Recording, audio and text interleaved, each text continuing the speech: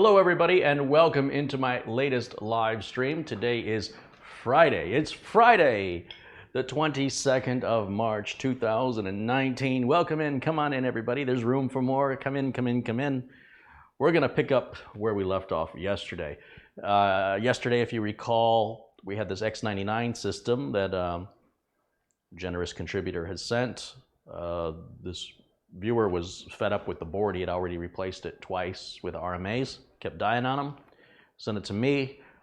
It worked fine. I sent it to Crazy Vera, who's been doing some editing for me, and he had it a week and it died. I don't think I want to send it in for an RMA. I really don't think I want to spend any more time with it. At some point, you cut your losses. But another generous viewer contributed a system right here that's almost put together. He said he started it and never quite got it finished, and he was wondering if perhaps I could find a good home for it. This is a gentleman also named Steve. So from one Steve to another.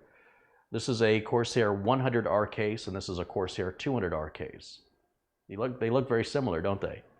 But you'll see this case is narrower and has very little in terms of cable management. Just 2 bays instead of 3, but almost the exact same height, without the convenience, which is why I bought one and used one, and I never used another one again, because the difference between these is pretty minimal with regards to the amount of space they take up. But this one's much harder to work on and far more limited with regards to cable management and some other areas, which I'm sure will come back to me, because I remember I complained a lot about this case. 100R from Corsair, 200R from Corsair. I will take the 200R any day of the week. Now this case does have a case window on it, and I've got a note on the back of it that, oh sorry, are we having a video quality problem? Hold on, maybe I better not get too far until I double check everything's working right. What'd I do with my mouse? Back over here. I had changed the camera stuff around yesterday for TechVets, and I want to make sure I put it back correctly. You're right. Oh no, it's 1080. You guys should see 1080. If you click on the little gear icon, it's broadcasting in 1080. It should be broadcasting in 4K. Yeah, it's broadcasting in 4K, 2160, 1440, 1080, 720. So you might need to refresh a little bit there. They say the audio is a little out of sync. Nothing I can do about that right now. Focus isn't right. Focus should be on autofocus. Yeah, it's on autofocus. So if I do that, it should, well, look how bad my hand looks. Told you it never healed right when I fell. Yeah, focus is perfect, guys. Maybe you need to see an eye doctor. YouTube refreshed it. Okay, maybe it's a YouTube issue, because I haven't changed any. Well, I did. What I do is I put the camera into 1080 mode and move it to the 1080 capture card for Google Hangouts, and then I put the camera back into the Blackmagic capture card and put it back into 4K mode for YouTube. But I don't change any settings in OBS. I don't change any. Okay, they say the sound is good now. Okay, so just maybe a refresh, guys. Have you tried turning it off and on again? It was a fun show with Mike Smith last night. If you missed it, Tales from the Tech Zone, be sure and check that out. It was just a lot of stories of, customer says this is the problem, and it turns out to be something really, really simple. But it takes us a while sometimes to get to the simple solution. You know what time it is? It's time for me to have a Coke. That's what time it is. Cheers.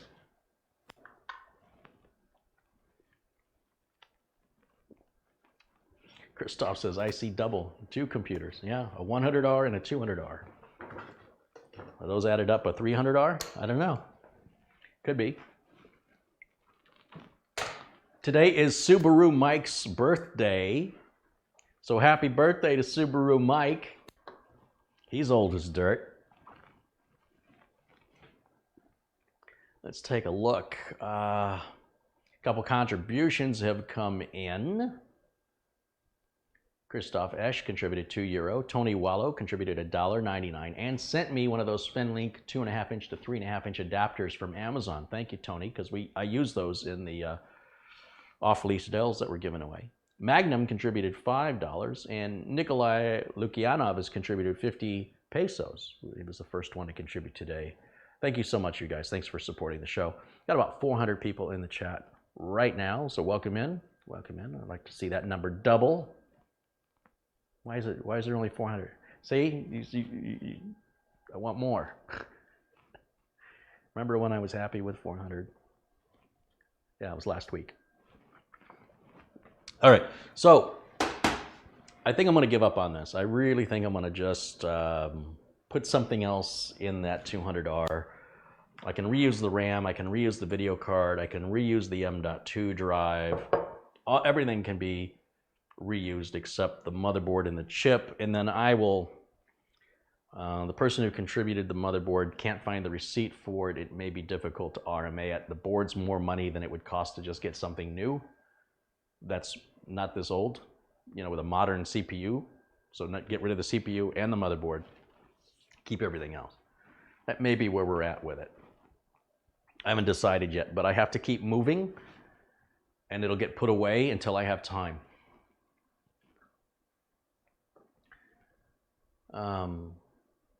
Stephen Barber's contributed $1. So Stephen, I had removed your moderator status because I saw something that I didn't like. You were punishing somebody for talking off topic. Moderators absolutely do not do that. People are welcome to talk about whatever they want to talk about, as long as it's not vulgar or not family friendly. There's absolutely no reason to go after somebody because they're not on topic. That's not what we do here. So, Stephen, I appreciate your contribution, and you sort of need to earn my trust back right now, okay? And I'm not. It just needs. It needs a little time to. I want you to reflect on it, and then I'll make you a moderator again. And please don't do that again. Okay. A lot of people saying we got things out of sync. So 1, 2, 3. 1, 2, 3. Are you guys not seeing that synchronized? Check 1, 2. Check 1, 2. Let's try. I'm going to stop the stream and restart it. You shouldn't have to do anything. Let's see if it adjusts the sync issue. Give me a second. Okay, so this brings me back now. We'll see if we get any better luck. Again, I haven't changed anything from yesterday with regards to any delays. Andrew Vallone has contributed $9.99. He says, I love your show. Thank you, Andrew. Thank you for the contribution. We'll just take a quick look in here and see. Trying to find some familiar faces. I'm sure you're all friendly faces. You should all be friendly faces.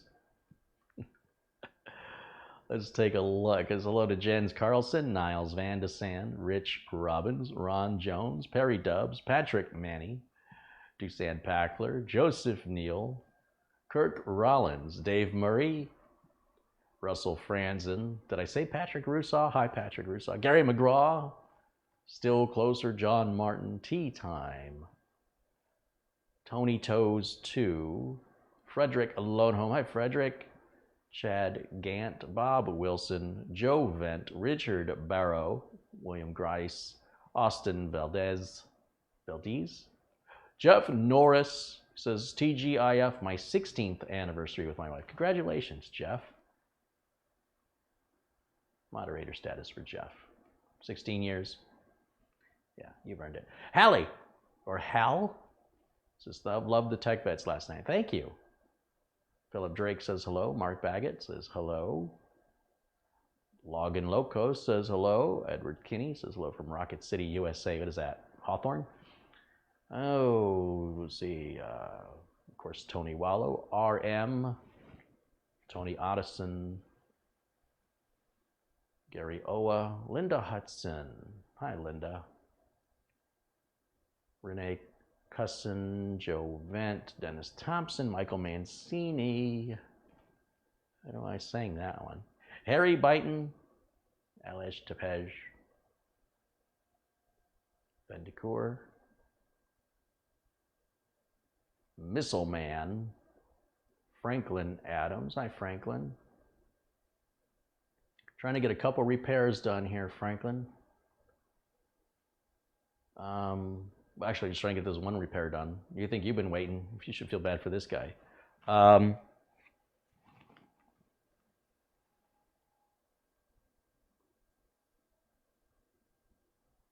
Everything should be good.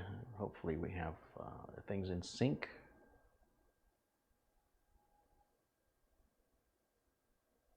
John Craig, let me know, or I can't remember who, but John Craig and Johnny Craig are not the same person, so they're two separate individuals. Does it feel strange that 472 people are watching you right now? Well, there's 579 people, so 472 of them are paying attention. I think that's great. I'm kidding. Just looking through here. Vern Mahoney says hello. Sterling, Thomas Beckenstowe, Ray Burke, Ben Laird. Is the donate button on tech-vets.com the only PayPal link? How many PayPal links do you need? Yes, please use the donate button at tech-vets.com if you want to contribute. I appreciate that very much. Carl Wilson says, I truly and deeply enjoy watching a craftsman doing what that person does best. Instructive and informative. Thank you, Carrie. Thank you, Carl. John Martin says, thanks, Carrie, for your good videos. I updated my computer to Win 10 and SSD thanks to your videos. Very nice. Thank you. Babel Forever has contributed €5. He says, good evening from Holland. Following you for years. Keep up the good work. Well, thank you, Babel Forever. I appreciate that very much. Gainsy95 says, great tech bets last night, Carrie. Thank you. I really enjoyed it. It's rare when things go as I plan. It went exactly like I imagined it would go. Rich wants to know, did this thing ever finish Flash into BIOS last? I never had time to get back to it. As soon as I left, as soon as I was done with tech bets, I ate dinner. As soon as I ate dinner, I met with some friends for an hour. As soon as I was done, I spent 3 hours from about 11 until 2 in the morning answering emails. It means a lot to me when somebody wants to send me a message on Facebook or send me a private message in email and they say how much they enjoy my videos, but often what happens is they want to talk to me. They want to have a conversation. And I don't have time. Like there's people that are paying for me that aren't getting a conversation from me that need to have one. But I don't want to be rude. I don't want to be one of those other YouTube creators that doesn't at least say hello or wave back or give you a thumbs up. And then some people think, well, did I upset you? I'm like, oh gosh, I'm just trying to acknowledge I've read your note. Thank you, but I don't have much more time than that. And even that took 3 hours to go through the messages. So if you want to, talk to me, please feel free to email me. But if you're expecting me to write a paragraph back and you don't get a paragraph back, it's just me trying to answer everybody as quickly as I can so I can go to bed. So I got 5.5 hours of sleep. I was up at 7:30. I was in bed at 2. I didn't go right to sleep at 2. I was in bed at 2. Anyway, wow. Let me get my violin out. But I do try to handle things as quickly as possible. And sometimes people think I'm upset or no, I'm just in a hurry. I'm just in a hurry. That's all it is. And I don't want to ignore you. Sometimes people get upset. I'm like, well, you're a jerk. I'm like, oh, see, now I should have ignored it. I should never have responded. But I'm going to keep responding because I'm a glutton for punishment. But I just don't take it personally. If it's short, it's just because I made the time to just say thank you or some little sentence, and that's why. My friend Robert Bobian there. Hi, Robert. Andrew Hurst. Hi, Andrew. 55 staying dude. How's my sync? Not that sync over there. How's my audio sync? Are we good? Adam says just barely out of sync. I'll take just barely. That's fine. It's YouTube.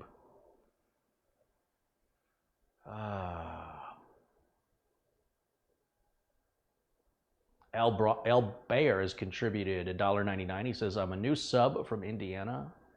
Retired DAV. DAV. What is DAV?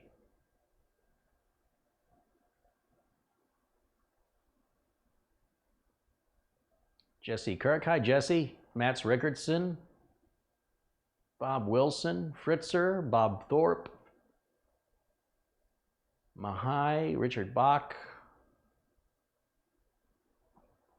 Stephen Barber says, that was my bad. I'm terribly sorry it won't happen again. Well, just hang in there, Stephen. Give me a couple days, okay? It's all right. We got lots of moderators. I want to turn you blue again. Sterling contributed $2. He says, good day, my fellow nerd. Good day to you, sir. Pushing up my glasses. That I should be wearing right now, but I refuse to because of my pride. All right, I think we're ready. I think we're ready. I got my hellos. If I left you out, it wasn't on purpose, except for you. You know what you did. Okay, let's get this moved over here.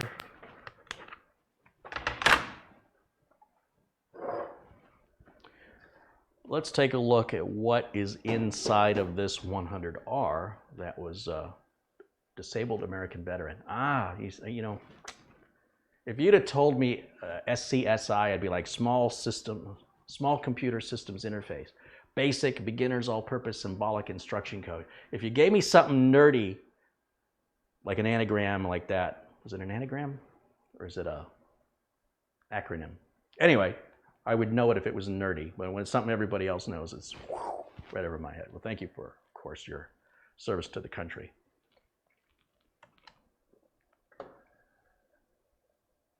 Alex Crossley says, Carey, I just want to say thank you for streaming a lot of these repairs and giving amazing advice. I'm a college student and I'm trying to start a small repair business. Keep up the great videos. Hey, thank you. I'm glad that you see the value in them because not everybody does.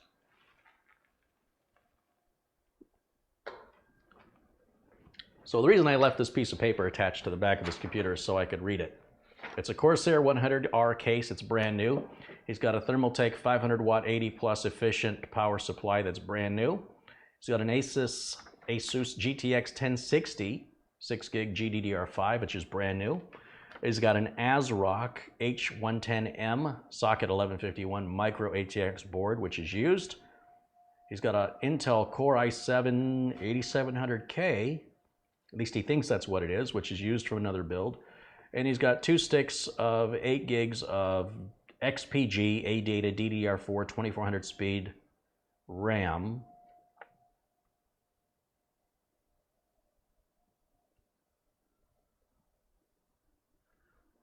Says it's new. It's a little confusing. Memory XPG DDR4 2400 8 gig by 2 16 install 32 gig max. Oh, okay, yeah, 32 gig max. He says, this is the system I have. If you're interested in it, please let me know. I will send it off to you. I would like to send this to Crazy Vera because I think it'll make a even better editing machine than what we had to begin with. As powerful as that is, I think this will be better, more appropriate, certainly much more reliable. And we'll reuse this case on another build on another day. You'll see it again. Reborn.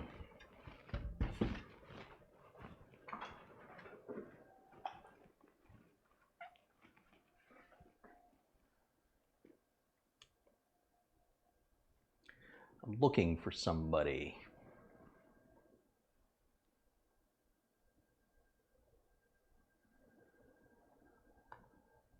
I think it's Randy Ruff. Randy, you're a moderator. There you go. I think that's who I was looking for. Yeah, pretty sure. I think Randy and I just got off the phone. 732 people watching. Welcome in. Come on in, guys. We're just getting started. We're just... Here, hold on. Okay. Now I'm ready. Let's take a look at what's in here.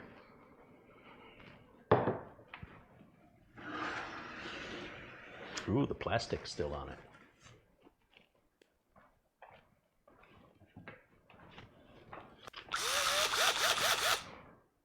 Oh, I don't even need this. What am I doing? This has different screws than the 200R. These are just little plastic sleeves around the case screws, which are not captured. Okay, good to know. Set that right there. Well, that stock heat sink's got to go. Oh, Oh, I see what he was saying. He's only got 2 memory sockets. Okay, that's why it can only go to 32 gigs max. Got some instructions. Power supply. Where do you put an SSD in this thing? Rats, it doesn't have an M2, does it? What a bummer. What a bummer. If it had an M2, it would be perfect. Oh, what to do, what to do. I mean, on the one hand, we can throw a 2.5-inch drive in there. There's no 2.5-inch drive bays in the 100R. Maybe they're around the back, but there's nothing here that's toolless up front that's obvious. So that's no good. I knew there was more things about the 100R I didn't like.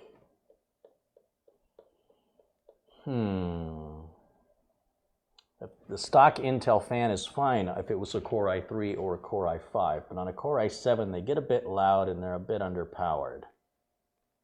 I just can't believe this board has no M.2 on it.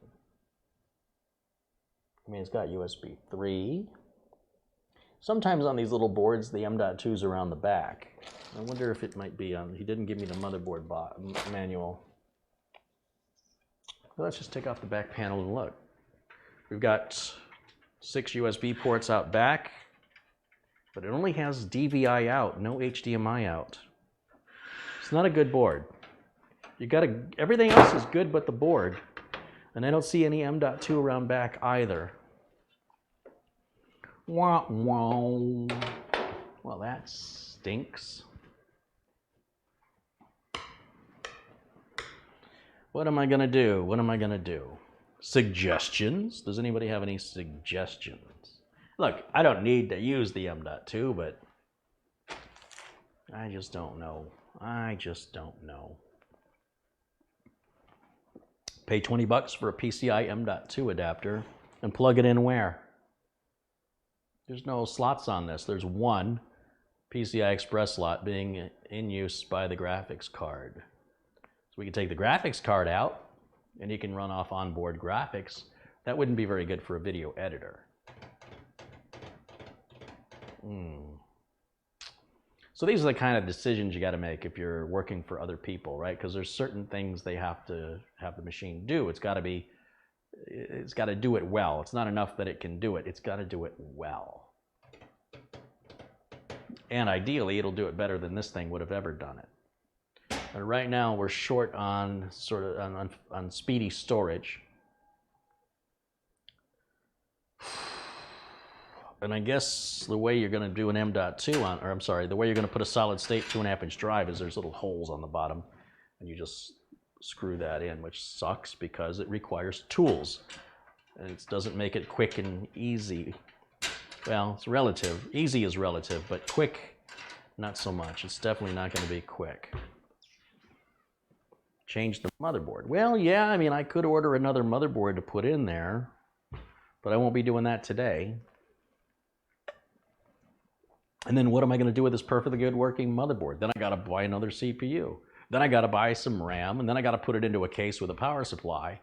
And that motherboard for $100 just cost me another $700 in parts. Well, $500. So that doesn't make any sense. If I'm going to replace the board, I might as well start over again, because what am I going to do? I mean, the board works. Yeah, it's a mini ITX board. It's not a micro ITX board. It's a mini ITX board. That is correct. If I said it wrong, I'm not sure, because I'm seeing it there in the chat. That is a mini ITX board. It takes 4 screws, 1 in each corner. That's all there is to it. And this is a micro ATX case. I don't think this will hold a full ATX. Well, maybe it will. It may actually hold a full ATX in there. Be a tight fit, but it'll do it. I mean, it would come right down to the power supply, but it would fit. It'd be tight. Sell the board. I don't sell parts. I do not sell parts. What about an SSD from the box you showed us? Oh yeah, look, that's not a problem. I got no problem putting an SSD in there. I just would have liked to have used the M.2 that I gave him. I feel like a little bit of somebody who's taking something back and giving him something worse. And I mean, I am giving it to him. He didn't pay anything for it. But I want him to be happy. I don't want him to feel like, geez, I wish I didn't send the thing back. You know, like, how would you feel if it was you? What if I was giving you a computer and I gave you this, you know, high-end X99 system with the M2 drive, and then I instead gave you this top-of-the-line i7, like I said, I'll put a better heatsink on it, but then gave you a regular SATA drive instead of, actually, maybe that M2 was just SATA after all anyway. What was that M2? I might be making a big deal out of nothing. It might be the same speed. If that's NVMe, then we're going to lose performance. If it's not NVMe, then it doesn't really make a difference other than how it... That's a good point. That's a very good point. What did I put in here? This is an NVMe this is an Intel 660p. You know I like those, which is about 2/3. It's about 60% faster, 60% faster than regular SATA, which isn't a huge difference. But sure do like to think, I like to make things better than they were. But we're working on fixed budgets for a free computer.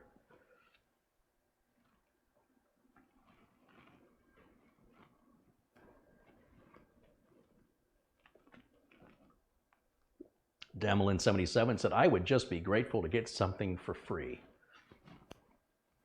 Yeah, but I mean, I'd like you to be ecstatic more than grateful. Take the hammer to it in another music video. What do you think I'm made of hammers?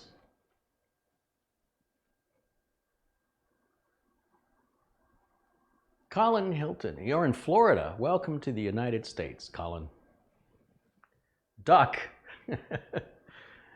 Yeah, because people are, never mind. That's a bad, that joke has, forget I said it, it was out of taste.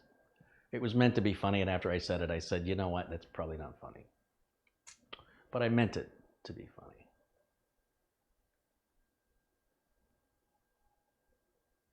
Did you get a 2.5-inch solid state adapter? Well, the solid state adapter requires tools, so there's no point in using a solid state adapter because this drive bay doesn't require it, and it would take the same number of screws. It's just the idea that in the 200R, you just slap the SSD and it just locks in place. You don't have to use any tools at all. That's what I'm complaining about. Yes, I have SSD drives. Yes, I have SSD adapters. But it's not as good as what he had in that instance. I think the board is better than what he had. I think the CPU is better than what he had. It's got the identical RAM. The amount of RAM and speed of it, as far as he's concerned, are going to be the same. Power supply is just as good, as far as I'm concerned. Case is a little smaller. It'll cost a little less to ship.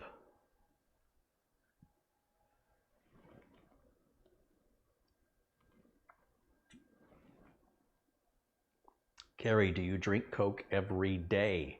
Thank you for your technical question. HDMI is on the graphics card. I was just mentioning there's no HDMI on the motherboard, but he's not going to use that video anyway. He's going to use the 1060 that's installed down here, which is a better graphics card than, what do we have in here, 960? I think the 1060 pretty much outperforms the 960, am I right? Pretty sure it does. Colin says, thank you, but I should be in Phoenix. Well, when you come to Phoenix, you let me know. We'll go to dinner or something. Wherever you want to go.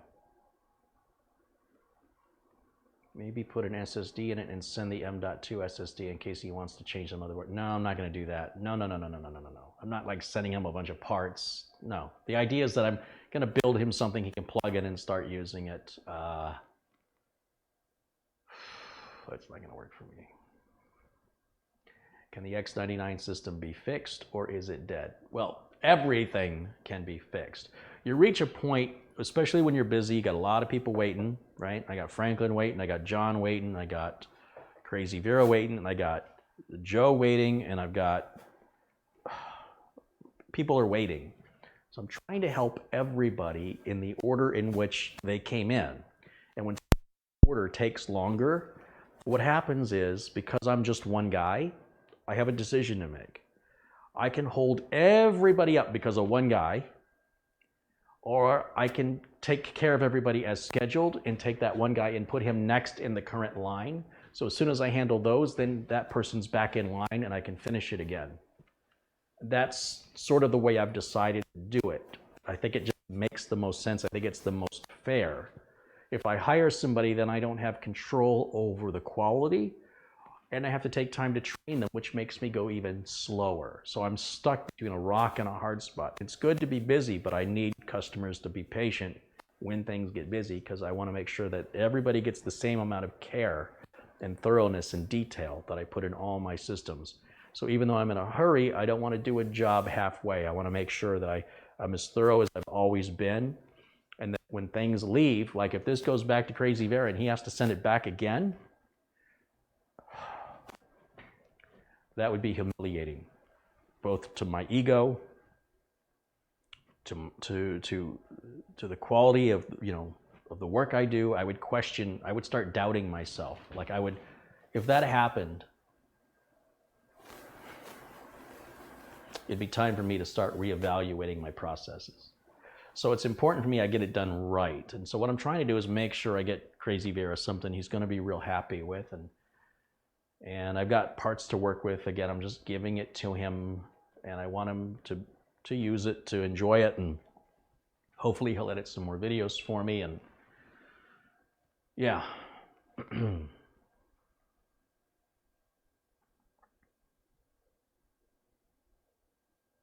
Andrew Dorsett's contributed 3 New Zealand dollars. Says, thanks for all your teaching. Well, thank you. Thanks for contributing to the channel. Give this one to somebody else and do another one suited to Crazy Vera. This one's pretty much suited to Crazy Vera. It's pretty well suited for him. Video editing machines are very expensive. The stuff like this doesn't come around every day. I don't think you guys really understand the depth of the value of what we're talking about here. This was a very expensive setup. The Core i7-8700K. Anybody want to give me a price just on that processor and 16 gigs of RAM? Forget the power supply, the case, and the 1060. How much are just those two parts? Probably right around $400 or $500 if I'm not mistaken. So it's not like I'm handing out $500 to people, you know? And there's the price of shipping on top of it. So we also talk about bigger cases, heavier components, more expensive shipping. So it's got to be done reasonably. It's one thing to have a budget. It's another thing to have an unrealistic budget, whether it's too low or it's too high.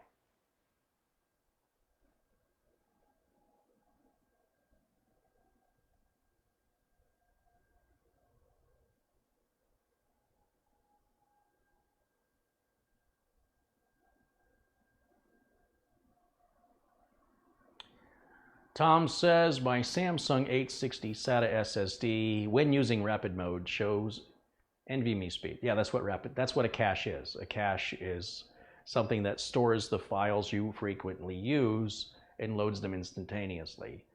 So you'll see cached file numbers. It's not NVMe speeds. Basically, you'll go from, instead of 550, you'll go to 2000. That's what a cache does. That's what it's supposed to do. It's kind of real and it's not kind of real. It's hard to explain. It is really loading that quickly for frequently used files, but anytime you load something new, it'll be back at the 550. You just won't realize it. Anyway, it's fine. Don't let the benchmarks poison your mind. If you're happy with the system performance, what are you worried about? What are you thinking?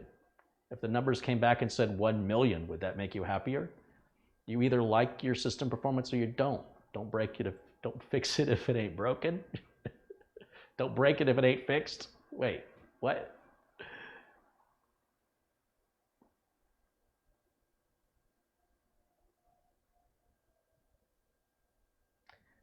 All right.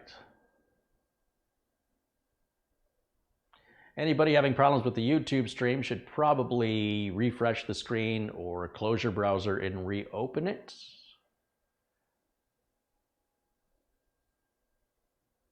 The X99 system, I just don't have time to tinker with the X99 anytime soon. So I think my plan will be, I'm going to put it up on a shelf, and then we'll revisit it in a month or so, and we'll see what I decide to do at that time.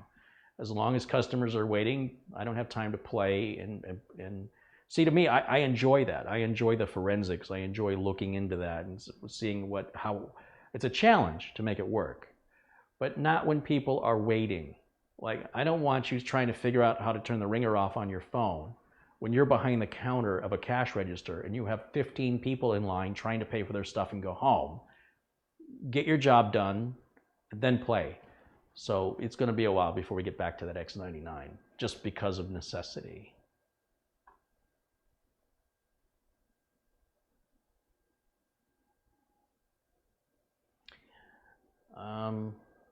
Well, he wasn't sure what the CPU was in the system, so why don't, I mean, that's heatsinks come off anyway. So let's take the heatsink off of here. Now, to get these Intel heatsinks off is really simple. I get a straight edge, a flat blade screwdriver like that, and see if we can zoom this in for you. Yeah, we're gonna go that way. And you'll see these little, I call them little towers. And there's an arrow pointing in the direction I'm about to spin it. When you turn it in the direction of the arrow, that means you want to take it off. I've had first-time system builders turn this fresh out of the box before they install it. Even though I never show that in my videos, they thought that's what you had to do. No, you turn these in the direction of the arrow when you want to remove it. And what that's doing is it's unlocking the little plastic pins so that they can be pulled up. Otherwise, they stay secured down. And that means they won't secure down ever again until you've turned these towers back the other way, which you need to do before you reinstall it. So let's try and do that right now.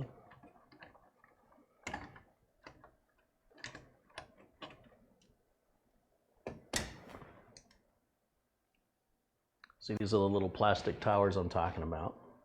And before I can reuse this before I can reinstall it, I need to turn it to the opposite direction so that the next time I push it down, that little pin will stay locked in.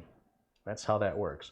So to prevent me from forgetting, I'm going to put it back the way it was and turn it in the opposite direction of the arrow, so it'll be ready for me to just push and lock when I want to install it in the future, which won't be anytime soon.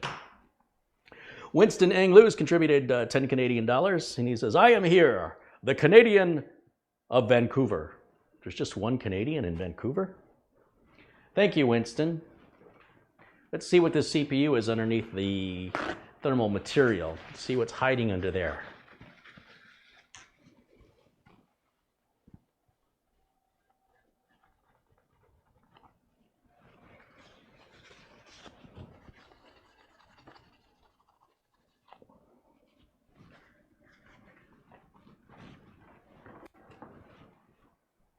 Man, you guys can probably see that better than I can. That's an Intel Core i7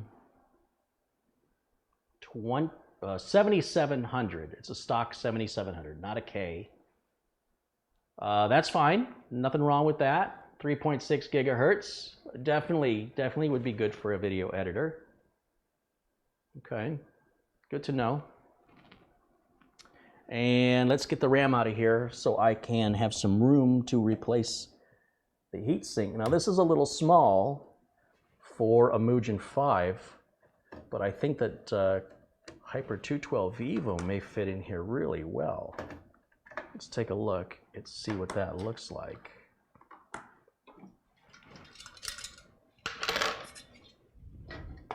Oh man.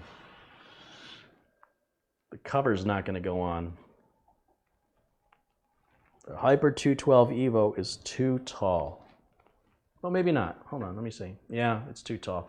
See right up here? I don't know, you guys probably can't see that. It's just a millimeter, 2 millimeters. So remember when I was telling you there was a bunch of stuff about the 100R I didn't like? Chalk that one up. It's pretty rare that there's a case that won't fit a Hyper 212 cooler. That's pretty rare.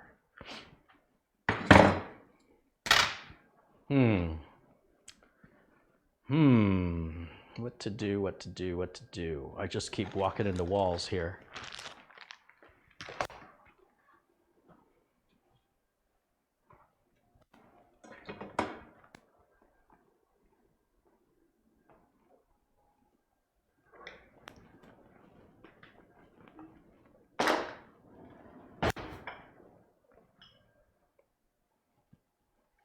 Cut the cooler down. You can't cut those tubes. You're kidding me?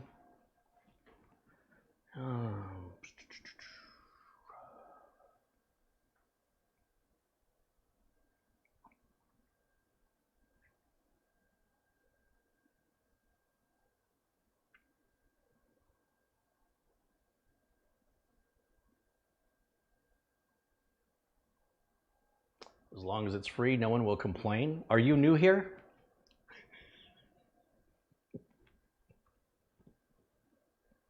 Your video sucks. Well, get a refund. No, I'm going to watch the whole thing and then complain about how bad it was. Then I'm going to watch another one. Then I'm going to follow you on Twitter to tell you how dumb you are. Okay. Use the old case and just swap out the board. Moderator. You're a moderator. That's the kind of thinking I need right there. Plain, simple, keep it simple. Keep it simple. Yes, that is the obvious answer. You are correct, sir. Give that man a cookie. Uh-oh. Uh-oh. I did it. I did it, didn't I? Did I say cookie?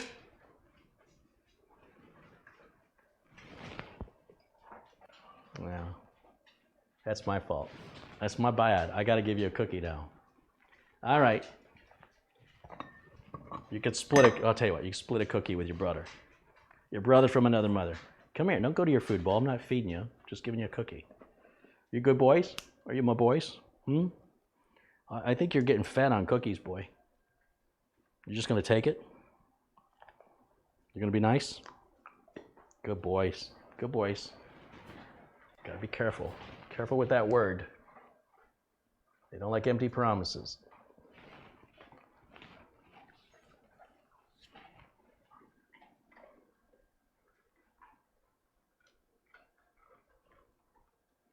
Yes, let's take the board out and put it in that case. Then I can put the Evo 212. He can keep the same power supply, which is 100 watts more. And we'll move the video card. We'll give him the 1060, which is more modern. It's newer. And we'll reuse this 100R for something else. Yes. Yes, that is exactly what we're going to do. Yes.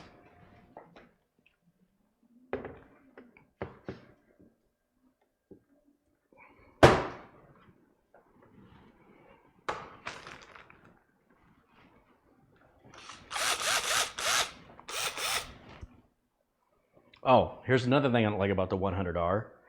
You've got to remove, I hate when case manufacturers are so bad. This is one of the worst designs ever from Corsair. Next to the Bulldog. That Bulldog case is bad too. You've got to remove, look, I like Corsair. You know I like them, but I don't like everything. This is one I don't like. So in order to take your cards out, you don't go at it from in here, you go at it from out here because they made the case too small. You know, God forbid they added an extra inch to the length of the case. Is really annoying because people don't put these back in, they lose the screws, they're confused. Not good for a first-time builder at all. And it's more stuff, it's just unnecessary. Then you have more screws down here, which you would normally just have this by itself if the case was normal and met regular industry standards that are accepted among the industry.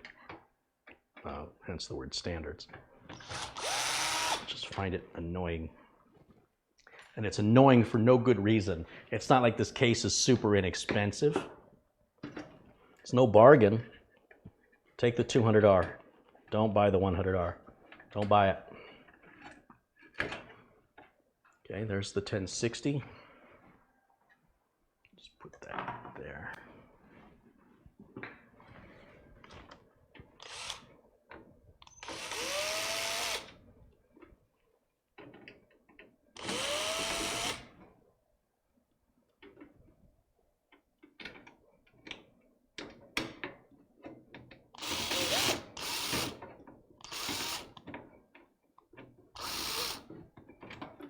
This driver's just too big to get in there. Do you think that's the driver's fault, or you think it's the 100R? I'll give you two choices, and the first one, I'll give you a hint. It's not the screwdriver's fault. Now you still have two choices. Is it the case, or is it the case? I can't even use a regular screwdriver. This is bad. What a pain. To do something that simple, they had to make it that complicated. I want to meet the engineer and the managing department manager who approved this case, and I want them to come here. I'm inviting them to my kitchen and show me how easy it is to build a computer in here. We're going to see how long it takes you. We're going to watch. Every time you struggle, we're going to note it because you're the one who designed it. Then I'm going to show you the 200R. And we're going to watch how many times you struggle. And we're going to measure which one did you struggle with more. Then we're going to compare the price. And then I want you to explain to me why this was approved.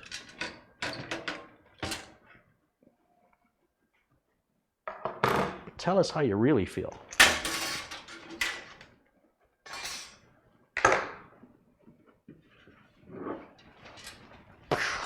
Kick it. I got to reboot this with my boot.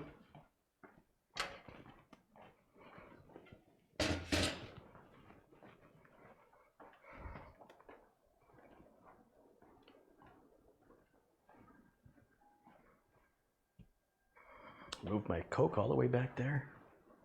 What was I thinking?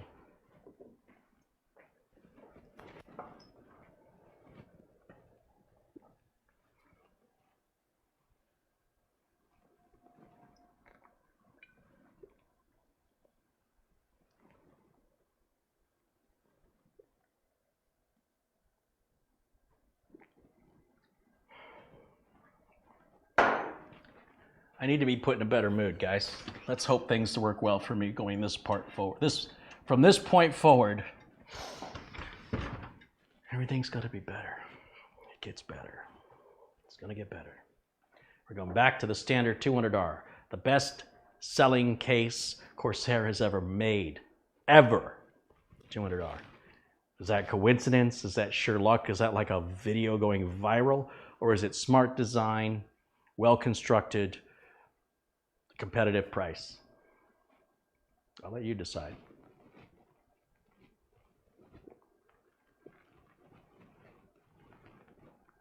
We'll use that 100R case. Don't get me wrong. It's a nice looking case. And we can put a micro ATX board in it. It'll be good for an AMD system, you know, where the stock cooler is good, or an Intel i3 or i5.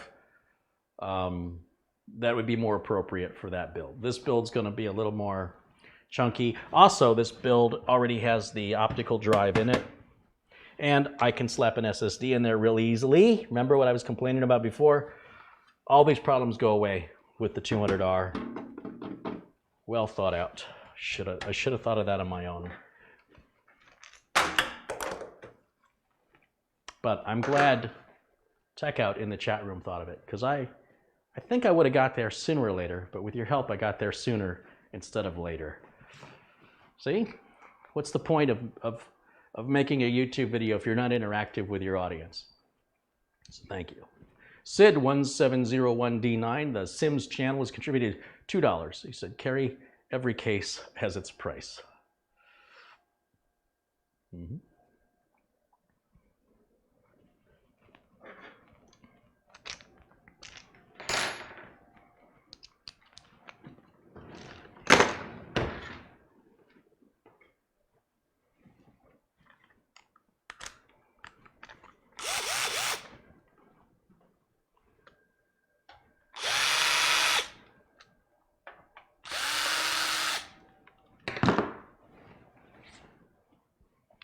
Now, so I don't confuse the screws that I've removed from the 100R with the screws from the 200R, I want to collect all of these.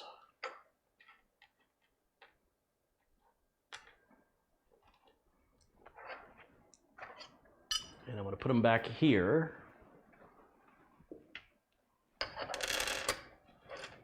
That'll be its own thing. And the other bag is for the other thing, and then I got another bag for the screws for the... I really need to start labeling the bags at this point, huh? I'll put the I/O shield back in.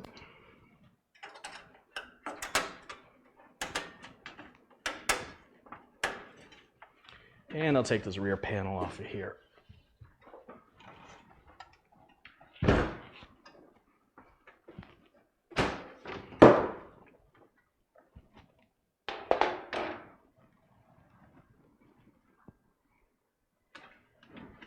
I'm gonna slap the board in here real quick.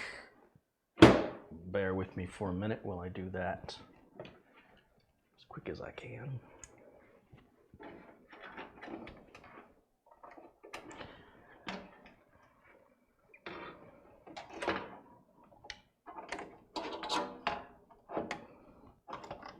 Oh, it's so roomy in here. I don't know what to do. Like, I can get my hands in here, the screwdriver is gonna fit in there. Can you imagine?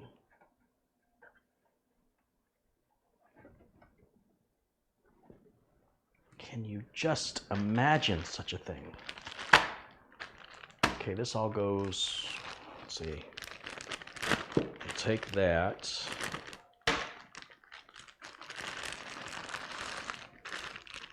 I'm gonna reuse some of those screws. It's fine, they're all standard. That'll be fine. It's fine, right? Sure, that'll be fine.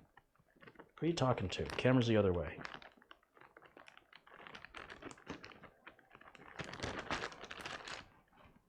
I bet my lips are in sync now.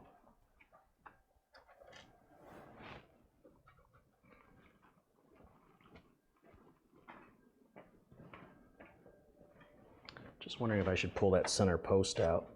Does it come out? Because on a mini ITX build,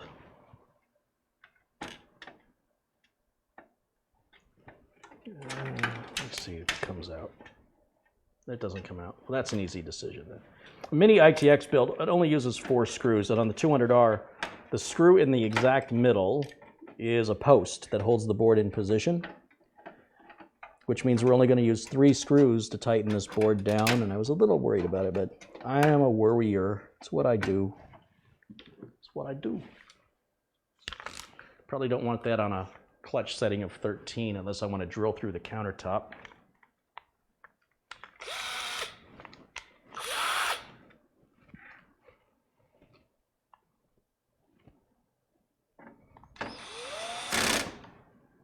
One. A 2.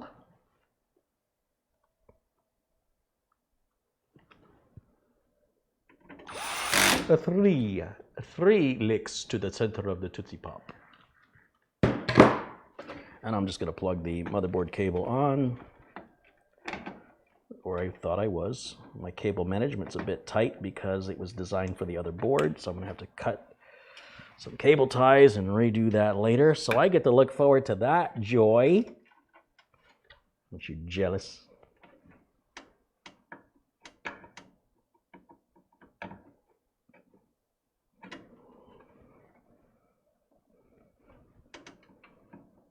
I'm just plugging on the 8-pin CPU power connector right now while the board is facing down. And now I can pick it up and I can include you with the progress that we've made.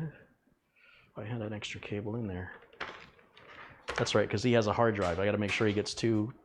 He's got to have a SATA cable for a hard drive and a SATA cable for the solid state drive and a SATA cable for the DVD. Now, look at the difference inside. And did you notice I didn't have to change the bit on the screwdriver to get those screws out? Because there's lots of room in the 100R. What are you looking at, Lyle? System will run nice and cool, too.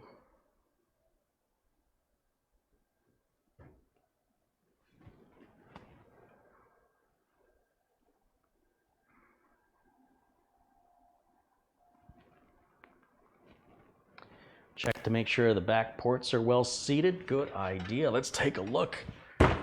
You tell me.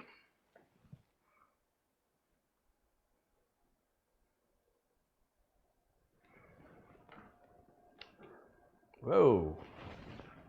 It's a heavy camera.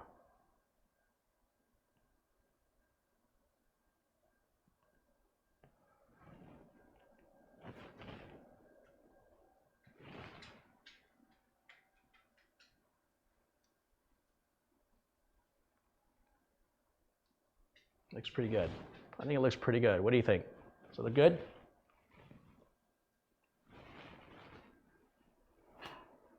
Looks like a postage stamp in there. That's all right. Nothing wrong with that. You say that like it's a bad thing. So yeah, that's what it looks like inside. But look at all the room we've got. It's going to run nice and cool. It's going to be easy to get your hands in there to work on it. Look, USB 3.0. Boom. Done. Rear case fan. Is there a header on here? That's CPU fan header. There's a chassis fan header. Is there one down here?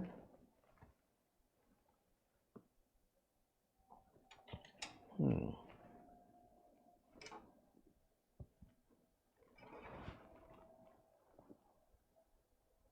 that's all right. All I have to do is cut. Wait a minute. Just make sure. I think they only have 2 fans on here. Yeah. Well, that's because you only need 2 fans. We're going to go right here from here. We're going to run this fan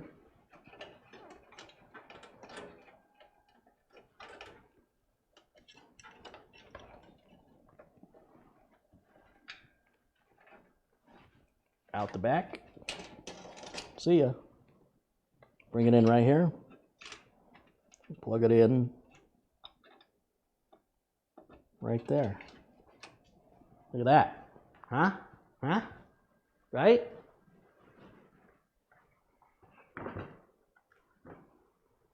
So rear fans hooked up, USBs hooked up. Where's my front port audio connector? That should be in here somewhere. It's right here. That's gonna go right there. That's a weird place, is that right? No, it's over here. That makes more sense. So now front port audio is hooked right up. Now you see I did this cable management, so our front port switches and umbilicals, they've got to go all the way up here. So I've got to turn this around and cut loose this cable management. I did such a nice job, didn't I? Isn't that beautiful? That looked good for a week. So I always save cable management for the last thing, you know, you make sure you use your, I mean, I had to mail it, I was done. You know, I had to mail it to Texas. So as far as I was concerned, it was done. But make sure that your system's running well, you've tested it thoroughly, unless you enjoy cutting and uncutting cable ties. And every time you cut them off, you risk accidentally cutting the wire that's behind it. So you gotta be very careful with that. And let's see what else we've got to do. So that freed up a lot more cable than what was there. And we can run that, let's see, we're gonna keep that there, run that right in through there. We'll turn this around like this, and we'll go, I need my glasses, and I need a flashlight, and I need to lower the air conditioning. Again. Oh, no wonder why I'm hot. That'll help. Okay. Did my IQ just go up when I put these on?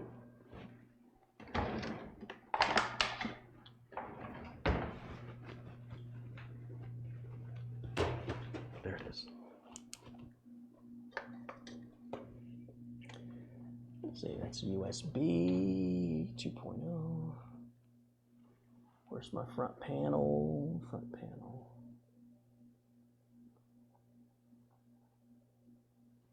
Doesn't say on the board which one of these is the front panel. So I'm gonna guess. I could look at the manual, but that's what sissies do. That's what smart people do. I'm not gonna do that. I think one's gonna go here. This will be really embarrassing if it catches fire. One is going to go here. There's no chance it's going to catch fire. I'm just kidding. You have a fire extinguisher? I mean, you know, just in case. I think that's the way it's going to look.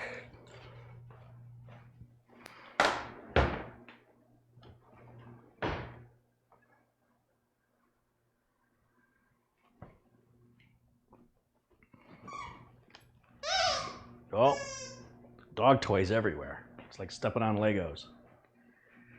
Carey, please save your back and flip the case on its side. My spine's only like that long. I'm not very tall. What could happen?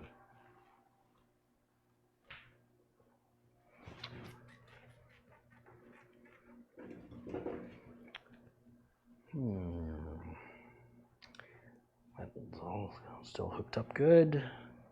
What is this? Oh, graphics card power. Yeah. That's good. That's good. How about we install that Hyper 212 Evo, huh? How about that? So we need, what do we need for that? We need this. We need this. I don't think I have the standoffs I need for this. I kept all, I have some spare parts from other 212 Evo installs, but they've always been on Intel socket 115X systems. So, what to do?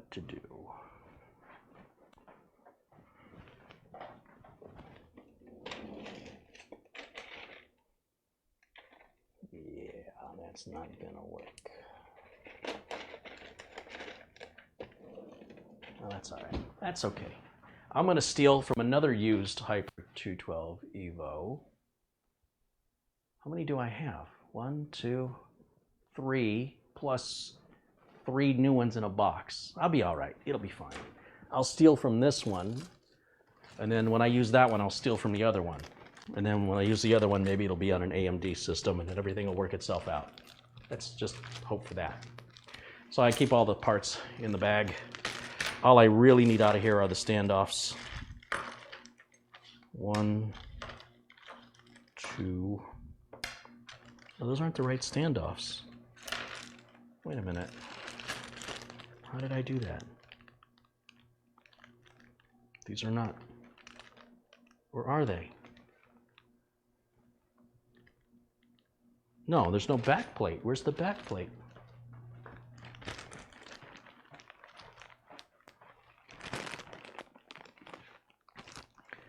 This must have been used on a socket 2011 or what? That's the weirdest thing ever. I don't remember using that before.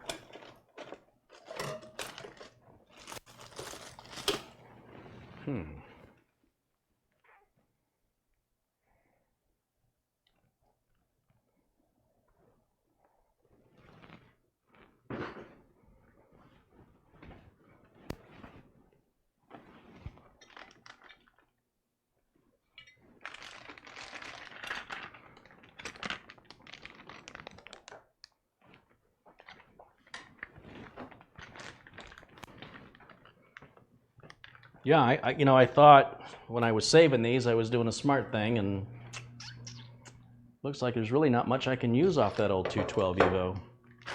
So I'll use this old 212 Evo instead. See the difference? Me neither. Let's put this one back. I wonder if I can order just the back plate and the standoffs from Cooler Master, because I'm going to need 2 sets. I need 2 back plates, 2 sets of standoffs, and then I can use the other 2 I've got. All right, so let me do this again. This was the bag I put the parts in when I took this 212 Evo off. There's the back plate I was looking for. We even have thermal compound in there.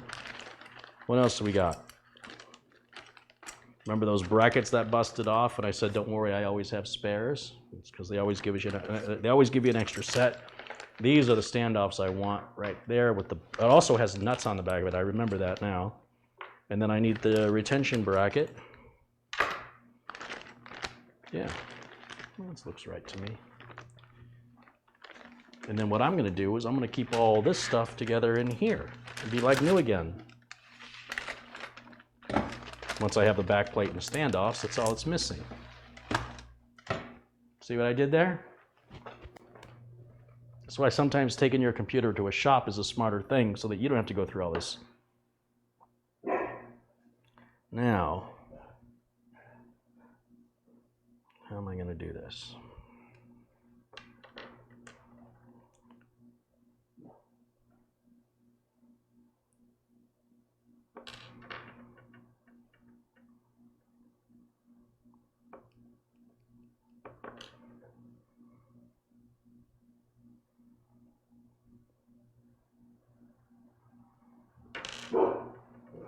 Hold on, let's see what's going on over here. Oh, you stop it, Lyle.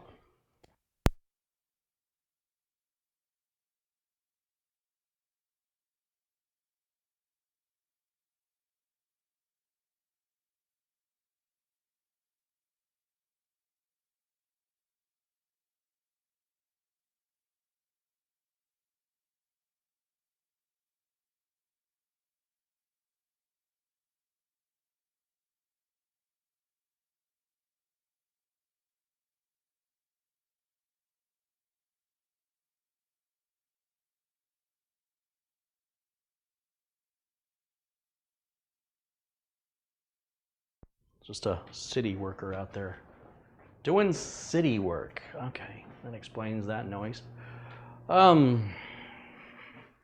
Yeah, so let me put the back plate on. Guys have probably seen me do this a dozen times by now, so we'll make it a 2 baker's dozen.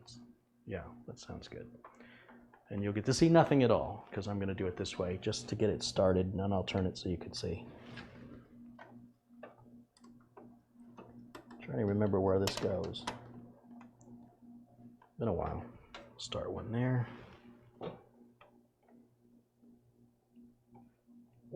And we'll put one here.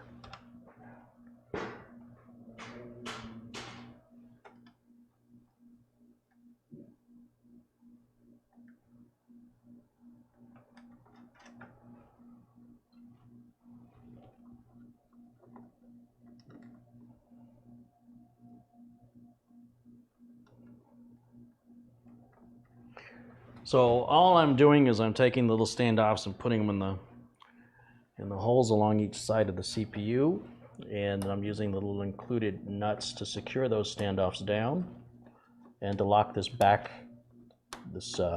plate into position so it won't move on us. Just have one more to go, and then I'll be able to show you what's going on.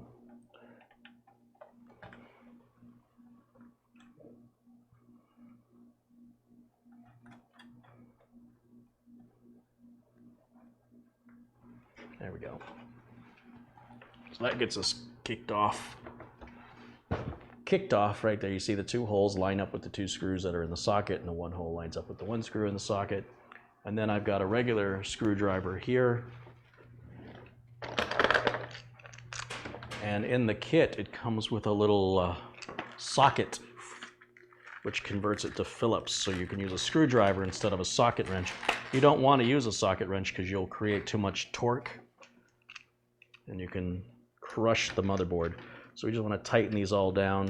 Always do opposite corners.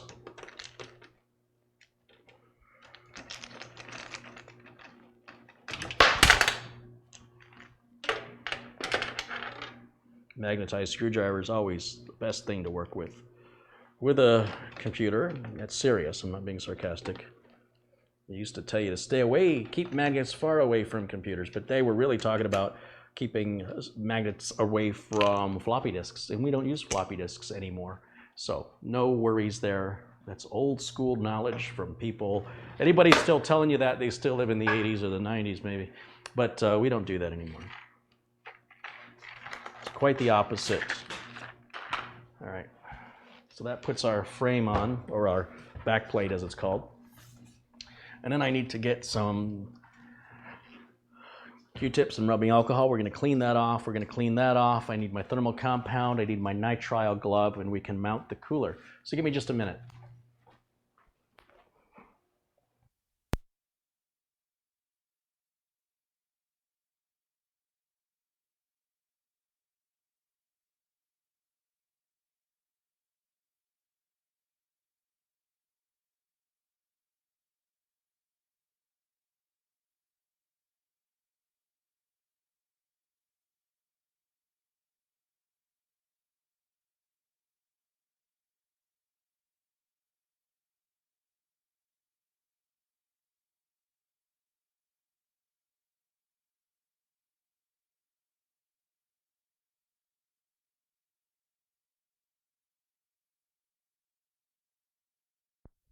Let's see what we got going on over here. Nitrile glove, check. I want to use this thermal compound. We'll use the stuff Mitch brought over, and we'll keep that other one still new. What else did I need? Oh, the denatured alcohol or isopropyl alcohol, rubbing alcohol, whatever you want to call it. Mine's denatured. And we've got Q-tips. Now, just put this down here. Put my glove there. We'll put that there. And let's get some of this contaminants off of these mating surfaces as clean as we can get them, within reason. So we're going to clean that CPU. And I'm just rubbing that, let's see, I can get you a little zoom in on this. This is kind of fun to watch.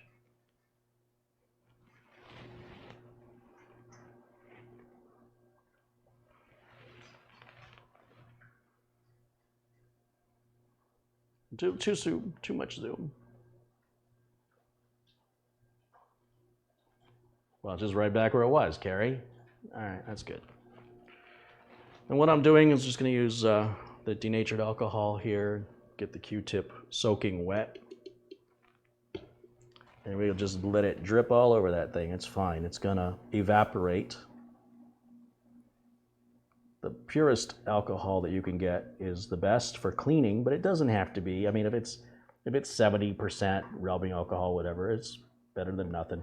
You certainly don't need to buy any solvent kits for cleaning the CPU, because that's just a waste of money, in my opinion. It's not going to make any difference in your cooling that you'll be able to measure. In fact, you probably don't even need to clean this at all. You could probably grab a paper towel and wipe it down, and you probably wouldn't see any cooling difference at all. But it only takes a minute just to ensure that if we can get that 1/10 of 1 degree cooler, that we get it, you know? We just want that clean as we can get it. And then let it air dry. It's going to evaporate in seconds. That's why it's important that you put the lid back on the bottle, or it evaporates. Like I say, that's just completely denatured alcohol. It's 190 proof. So it's close to pure, pretty close.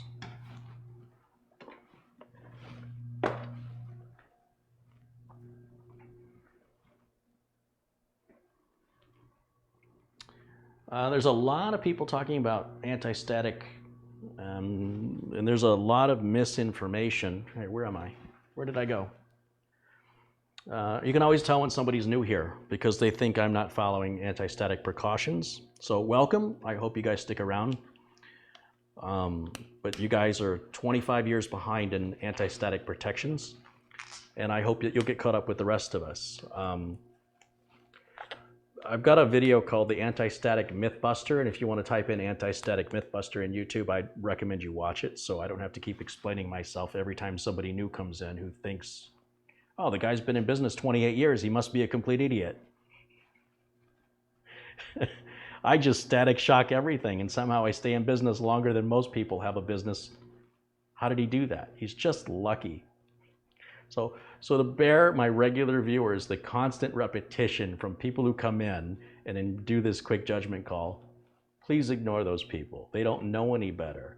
But they can go and type in anti-static Mythbuster and they can get on the same page with the rest of us. And hopefully they can spread the word and we can release this poisonous venom away from the community, because it's just not the way it used to be. And I'm just gonna leave it at that. So what I'm gonna do, and remember, for there's a difference between an earth ground and an electrostatic ground. They're two different things. And too many people think a ground is a ground. It's not true. With regards, and I'm only gonna say this, I'm gonna drop it. You wanna be on the same electrical level as everything else in your environment. You never work with an earth ground unless you wanna die. That's how you die. That being said, if you don't believe me, do it whatever way you want, because I don't care. When you have a business for close to 30 years, you can tell me how to do it, okay? So anyway, I'm gonna put some thermal compound on here now. We're gonna get that on there. That looks good right there. This guy's cocky. No, I'm successful. And if you'd like to learn how I did it, I'm happy to teach you. And if you don't, you're welcome to leave.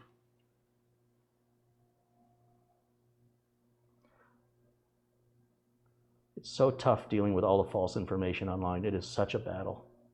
They come in here with false information and they come here to correct me.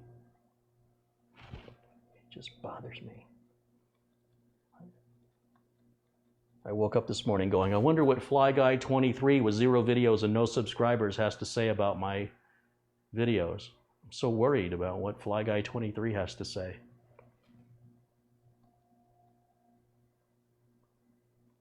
I actually use my real name, and I actually have a business. So don't listen to me, because I'm an idiot.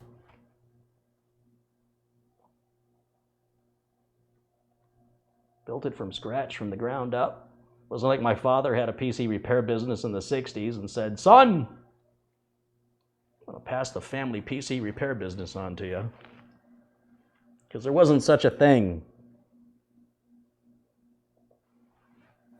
Let's talk about anti-static more. Man, they're not going to like the way I apply thermal paste. Boy, they're going to have a heart attack. They sure do care about other people's computers.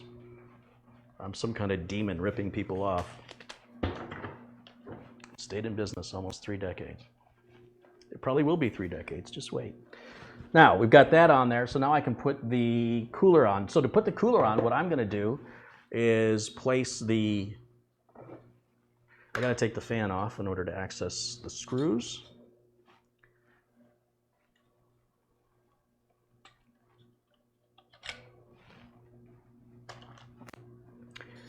And we can place the cooler on either this way or this way. It kind of depends if you want to read the logo, I guess. You know, you're going to read it equally sideways. It doesn't really matter which way you put it on. And then I'm going to take this retention bracket, which kind of, you can see it opens and closes like a pair of scissors. I kind of think of it like scissors. And you see how this is kind of pointing out that way? That's the wrong way. We want it this way. We want these little scissors, the inside of it pointing towards the heat pipes on the CPU. So when I say towards the heat pipes, I'm talking about this. We want those to wrap around the heat pipes. So what I'm going to do is I'm going to place this in. I have to think about it for a minute. Place it in like this. This screw part has to go up. There's a little nub right in there, and there's a little hole right in here. And so what I'm going to do is turn that the appropriate direction. Hold on a minute. Which way is which? It's going to go like this. It's going to go like that, and around like that. Oops, didn't get the other side in. There we go. So that would be the wrong way. I want to go this way. We want to go this way. Put that in like that. And what I'm saying is, I want these to kind of wrap around those pipes like that. See what I'm doing there? And avoid touching this since we've cleaned it. We don't want any oils from our skin on there. And then I'm going to just set this down and I'm going to lay the case flat so I can do this. You're not going to get a very good view, unfortunately, but it's the only way I can do it responsibly. You wouldn't, like if you're following along with me, you wouldn't want to do it with the case upright. When I get a cameraman one of these days, we'll get an overhead shot, such like that. And I do that from time to time. We're just not doing that today. But I have other videos, probably about 12 or 15, of me putting the Hyper 212 Evo in with all different angles and close-ups, if you want to see it. Hold on a minute. Did I do that right? Yeah, that's on right. So we'll put that right there. Oh, yeah. Yeah, that looks good. Now, don't use an electric screwdriver on this because you'll torque the heads right off the bolts. So we're just going to grab a regular old everyday screwdriver, and we just want to start one. Actually, we just turn it with my fingers. Just want to start one. Just give it 1 or 2 little turns. You don't want it too tight because it starts to activate the springs inside, which lifts up the other side and makes you have to push it down harder to get it to seat. And what I'm doing right now is I'm just sort of moving it around, trying to get everything to line up.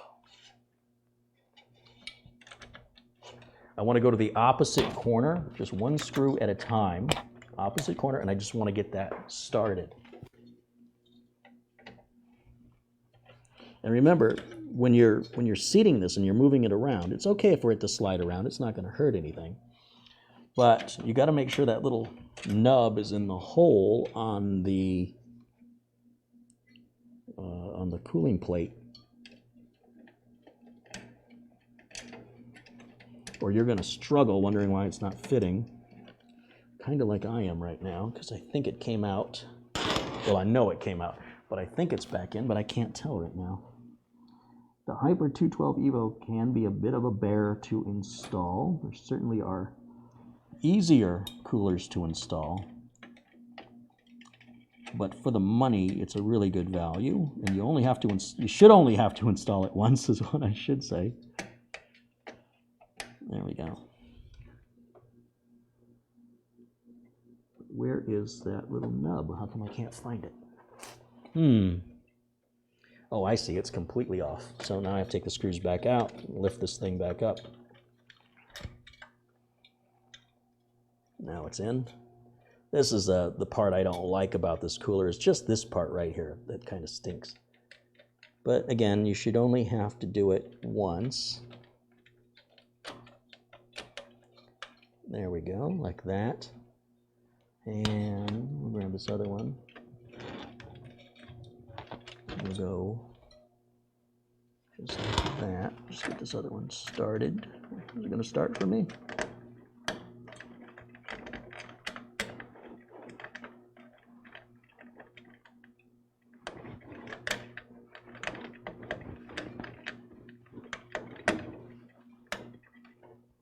That looks pretty good, but did it come back out again? Kind of feel like it came back out. Doesn't look right.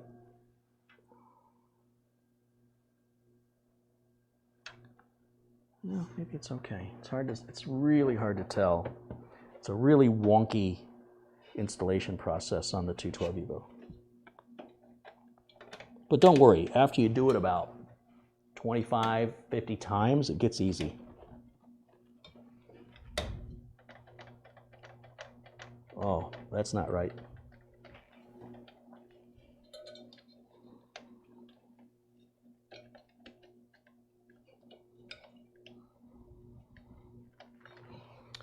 So, it's been a while since I struggled this much with one. This one's being real finicky with me.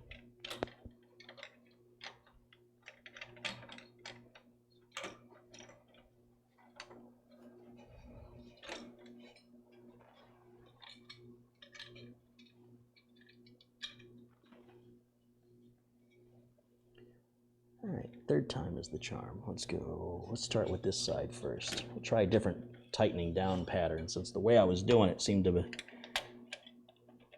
be more struggle than it should be. We'll go the opposite way. Let's see if I have better luck. So far, it's going in real easy.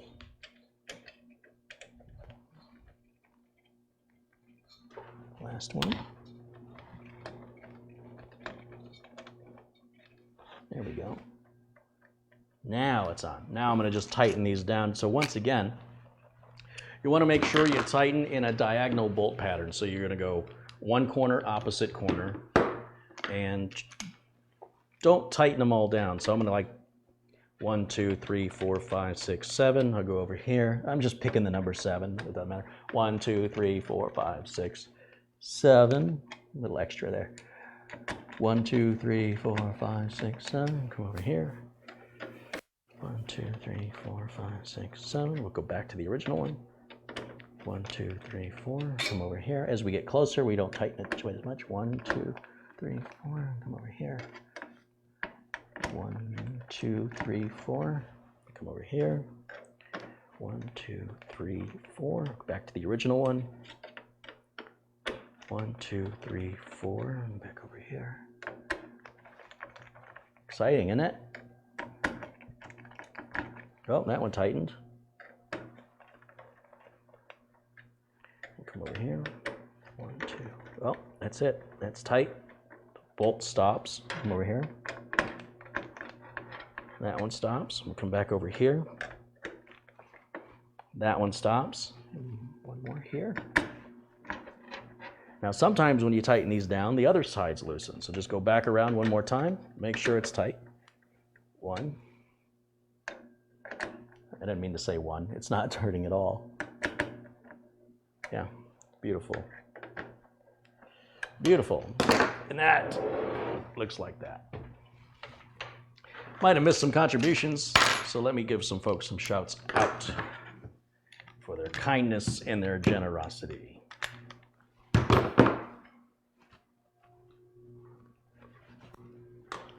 Let's see what I've missed. While I was away installing my Heatsink. Ivan Perez contributed $10. Brian Loss has contributed $9.99 and says anti-static lulls. John Fox contributed £2. Tony Wallow $1.99 says thanks for all your lessons. Brian Loss again $5.55. Paul Hoynick contributed $1.99. Andrew McKinnon's contributed $5 Australian dollars and says here's another $5 to go with my dollar earlier and $5. I built with the 100R. The SSD can mount on the top side of the drive cage with vertical screws. Just one? I can put 4 in here and I don't need any screws. Just slap it in. Boom, boom, boom, boom. But good to know.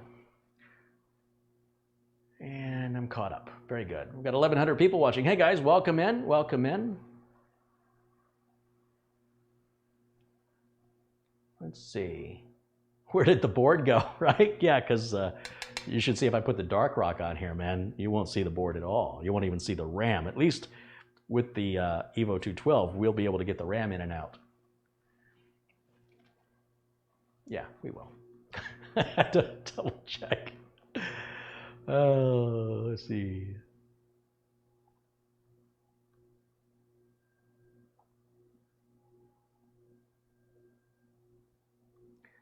Paul Howe, I don't know why you timed out Hugo.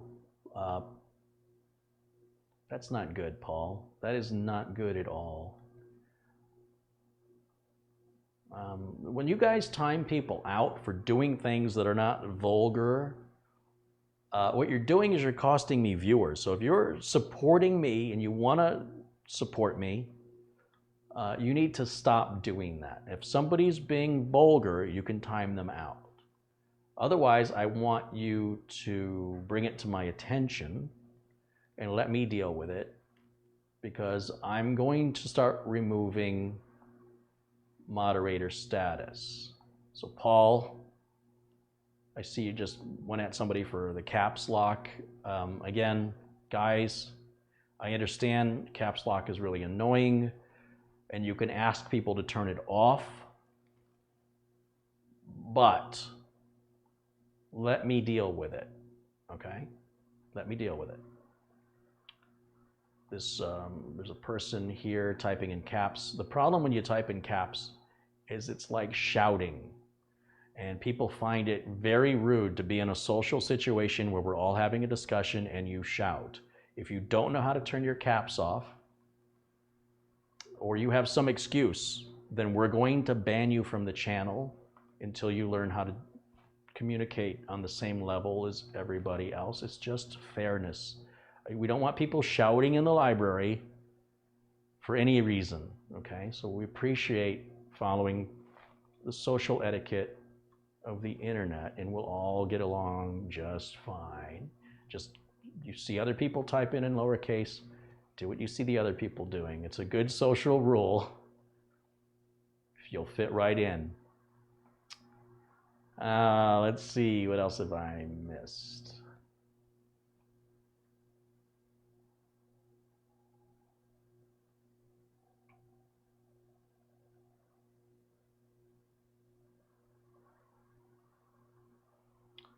We're getting some lag and frame drops. Let's take a look at OBS. OBS says we've only got a 0.3%, so 1/3 of 1% of drop frames, which is really, really good. That's really good.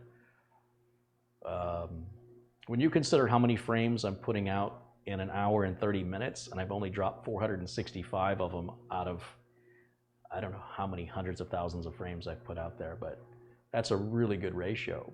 So OBS is doing a great job. Going through the comments still, I'm just kind of looking through.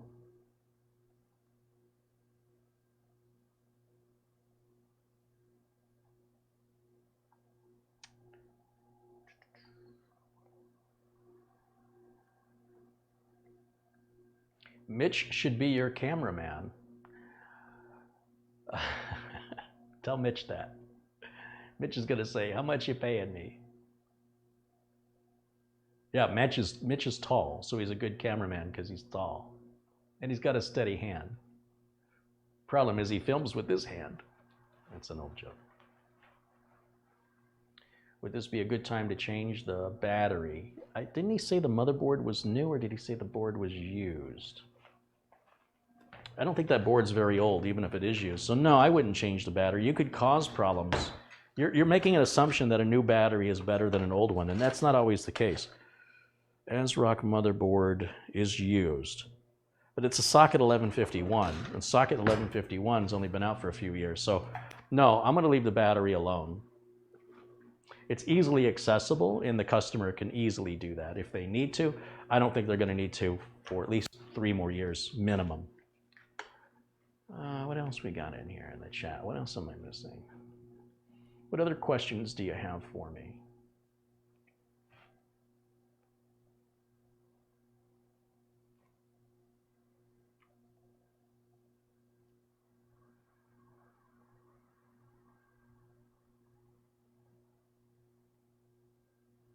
ASRock BIOS latest version is 7.7.0. Well, thanks for letting me know that. It's probably, if that was released, last year, March 6th of last year. I was like, wow, March 6th was just a couple weeks ago.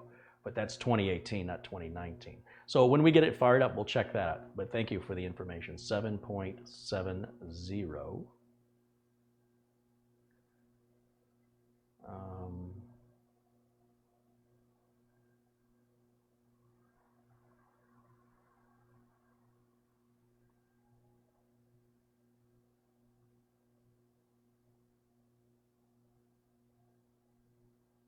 I was doing a little research on Mitch's. Mitch has high-speed gigabit internet, but this computer is only getting 350. And it seems there was a build of Windows 10 that caused this. But not enough people are complaining about it or even are aware of it, that Microsoft has officially addressed it that I can find. But it appears a clean install of the current version of Windows 10 fixes it. But I would really love to know if it's a registry setting or a DLL file, or a driver file, because it kills me to not know. It's one thing to know how to fix it, right? Mitch and I both know if we do a reinstall of Windows 10, it's probably going to work fine. But the question is why? And it did affect 3 computers. I think it was 3 of them, and they probably all 3 had that same version of Windows 10 and were all affected by it. And if you don't have a connection faster than 350 megabits per second, you'll never know. So I'm sure it affected a lot of people who just don't have that kind of internet speed. So they, it didn't impact. I suppose if you don't know you've got a problem, do you have one? I have to Think about that for a while.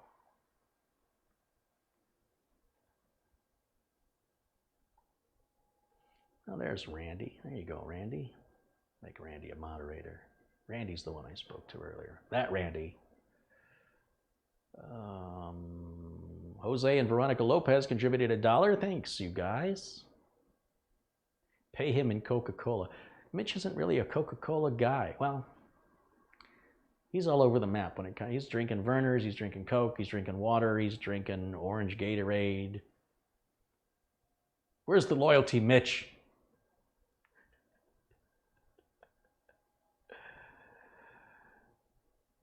Hi, Mitch. And then Mitch says, hi, Chuckles.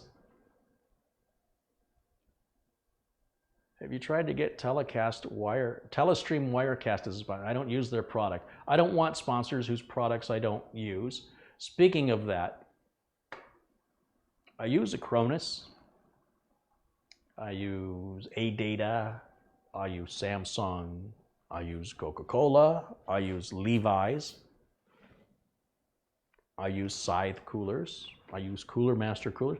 Any of these folks would be a good pair up with me because I'm already promoting their products. I use them in my real life business, and my business, the success of my business is directly related to the quality of the parts that I pick. Customers don't know a Cooler Master cooler from a dark, a Be Quiet or a Noctua. So they know they bought a computer from Carey, and if the computer breaks, it's Carey's problem. And I may not buy another one from Carey if that's the kind of stuff he sells. That's the way customers think. So if I'm using their products anyway, who better to have as a sponsor? That being said, so Scythe and Acronis are showing some interest. And I'm going to do a live interview with, I'm not quite sure how to pronounce his name, Bogodan, or I'm probably butchering it horribly. He can butcher mine, it'll be fine. But Tuesday, March 26th is called World Backup Day. Now, personally, every day should be World Backup Day. Data recovery should not be a business. It just shouldn't exist. People should have copies of important data. Now, I use Acronis primarily as a cloning tool, but I do also use it as a backup tool, just not as often. And I don't even get into the intricacies of all the benefits that the software offers if you install it. Like I'm just running it off a rescue disk, that's all I'm doing. But I'm aware of what it's capable of. Let me rephrase. I'm aware of most of what it's capable of, but I don't know all the details. So I'm gonna bring them on the show, and we're gonna talk about that. And we'll take questions from the audience. In fact, if there's anything you wanna know from Acronis, if you wanna fire those questions off to me for that interview on Tuesday. Should be about 4 o'clock Eastern time, which is 1 p.m. Pacific time, Tuesday, March 26th. And we're going to talk in depth about Acronis. And hopefully we build a big, beautiful relationship. And hopefully one day soon, I can say the video, not every video, but videos where I use the Acronis software in a repair or a build. Maybe we'll come up with some little, I don't know, bottom third or a logo or something, to show their support for the channel. And I'm very much looking forward to it. I'm very much looking forward to a long-lasting, look, regardless, I'm always going to use Acronis. If Acronis says, hey man, we don't want to sponsor you, I'm still going to use their product either way. So I just don't want to be a sellout. I don't want to. If it's a product I use anyway and the company wants to return the love, bring it in, brother, bring it in. That's all I'm saying. Because YouTube doesn't pay very well. Your contributions from you regular folks watching at home are what's keeping me able, that's what's able to crank these videos out. That's why I'm able to buy these refurbished, they're not refurbished. I'm able to buy these off-lease computers and give them away. We're going to be doing that. I won't say when exactly, but I hope to at least get about 2 of them out next week.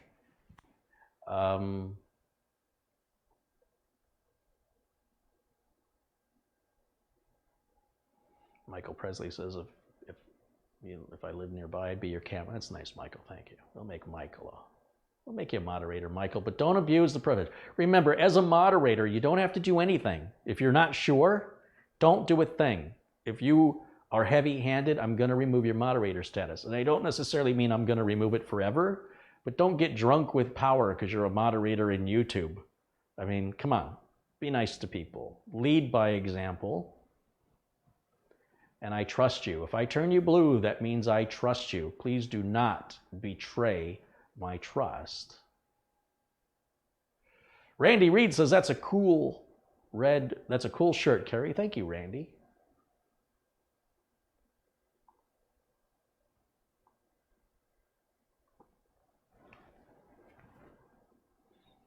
I bet Mitch Morrison smiled and felt better when I told him I read it was a Windows issue.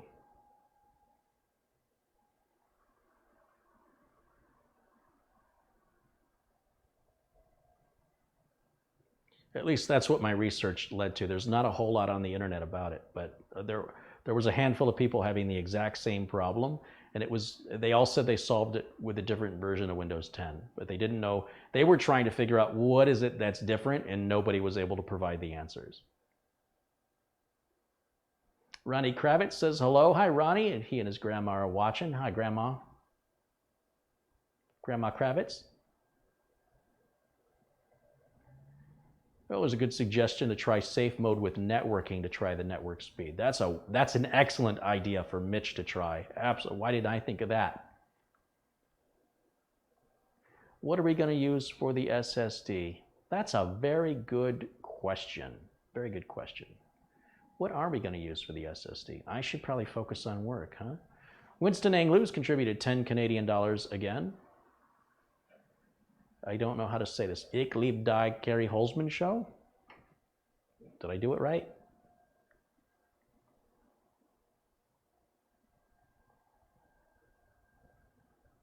Since my DH15 Noctua fits in a 100R, I'm sure most other heat sinks will as well. No, this heat sink will not.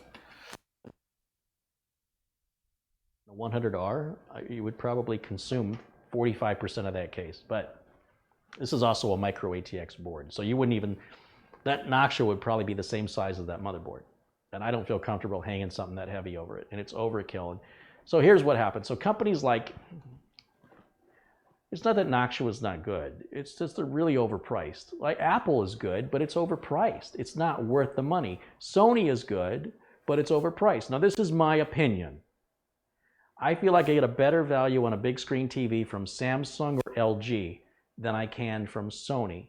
If a Sony is on sale and it matches all the specs as a Samsung or LG, I think the Sony is a better TV. But I don't think it's that much better for the price, unless, like I say, there's some kind of sale and all the specs are otherwise equivalent. That's my opinion.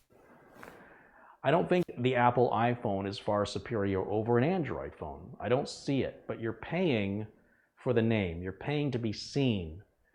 It's an iPhone, you know, it's a Gucci handbag. Is it better than a regular handbag? It's a Coach purse. Is it better than a purse you bought at Target?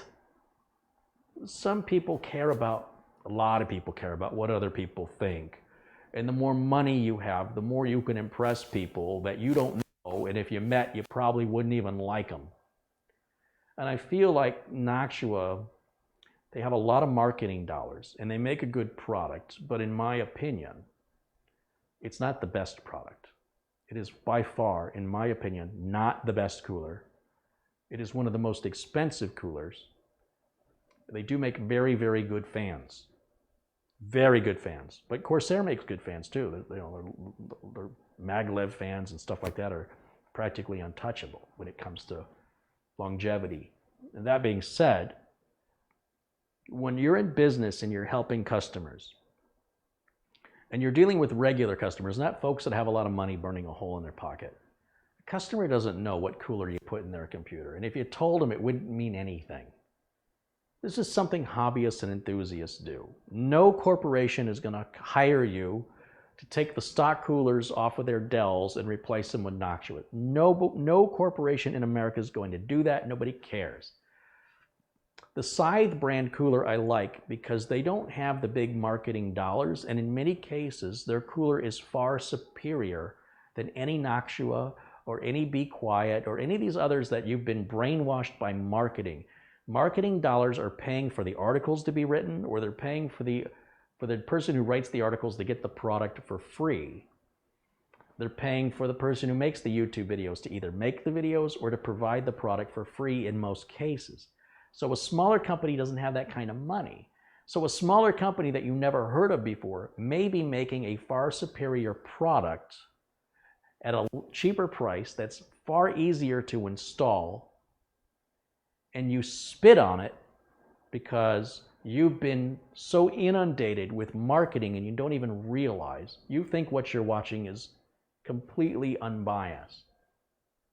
Most of the review sites don't buy their own equipment. It's whatever manufacturers send them. So if a manufacturer doesn't have the budget to send the product to the creator, the content creator, whether it's an article or a website or a YouTube video, then that product doesn't get exposure. It's not a fair game. What I'm trying to do on my channel is I'm trying to wipe away all that and just look at the facts. Is the no-name brand cooler, and I'm going to call it no-name brand, but it is a brand name in other countries, just not so big in America yet. Is it worth your consideration? Well, it's too inexpensive. It's too inexpensive to be good, said the guy watching all the YouTube videos for free, and then saying this video is better than that one. They're free, so therefore they're no good. Some people aren't happy unless they spend a lot of money for something.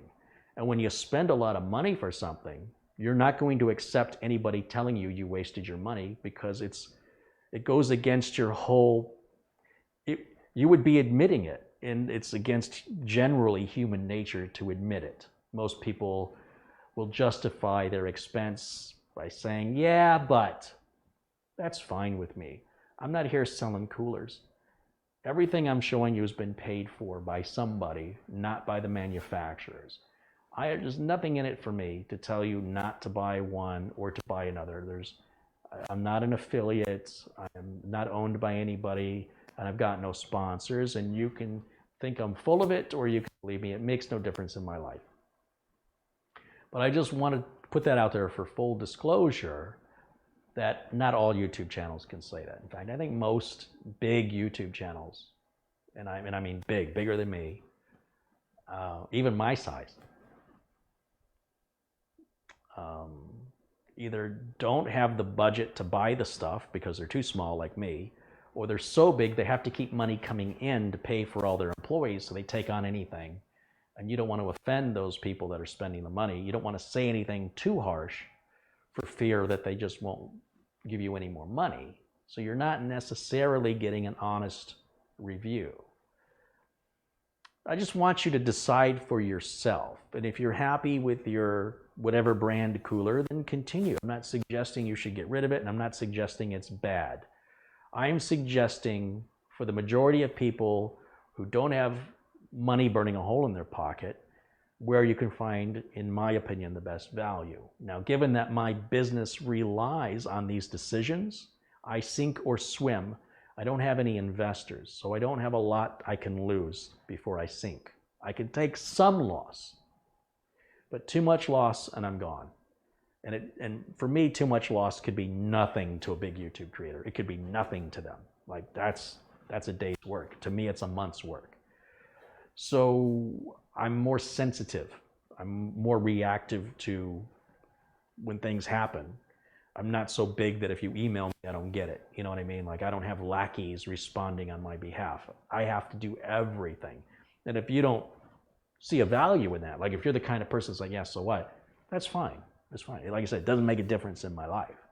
But if you didn't know there was a difference, I just want you to know there is that difference. And choose to believe what you want and choose to spend your money how you want, because it has no impact on me. But for my customers, the ones I have to support, the ones that my business relies on to stay in business, I need to make sure the parts I'm selecting are a good value, that they're reliable, and that I won't go out of business in warranty repair. And even if I did all those warranties for free, the customer may still never buy a system because of the inconvenience of it going down to begin with. And while I can't prevent all systems from wearing, things happen, I'm trying to put it statistically in my favor, which benefits everybody, saves money, saves time, and I can help more people. That's my motivation. I'm not here to sell sponsorships. I'm not here to push product. And I hope you see value in it. Because it seems to me that I rarely see that on the internet or on YouTube at all. It seems like everybody's got an agenda. My only agenda is to find value. That's it. Now, I can put the fan back on. So that fan's going to go on just like it came off. I should probably put the RAM in first. So we'll grab this RAM. Yeah, we're going to use this RAM that was with the board. And I'm going to place this. We're going to make sure the RAM sockets are open. Only the top one's open here. And I'll put one right here. I think. Is that one going to go there? Yep, it's going to go right there. Place it in the track. Make sure it's lined up straight. Don't force anything here. And then we'll push down one corner and then the other corner. We'll grab the other RAM module. We're going to repeat the same process.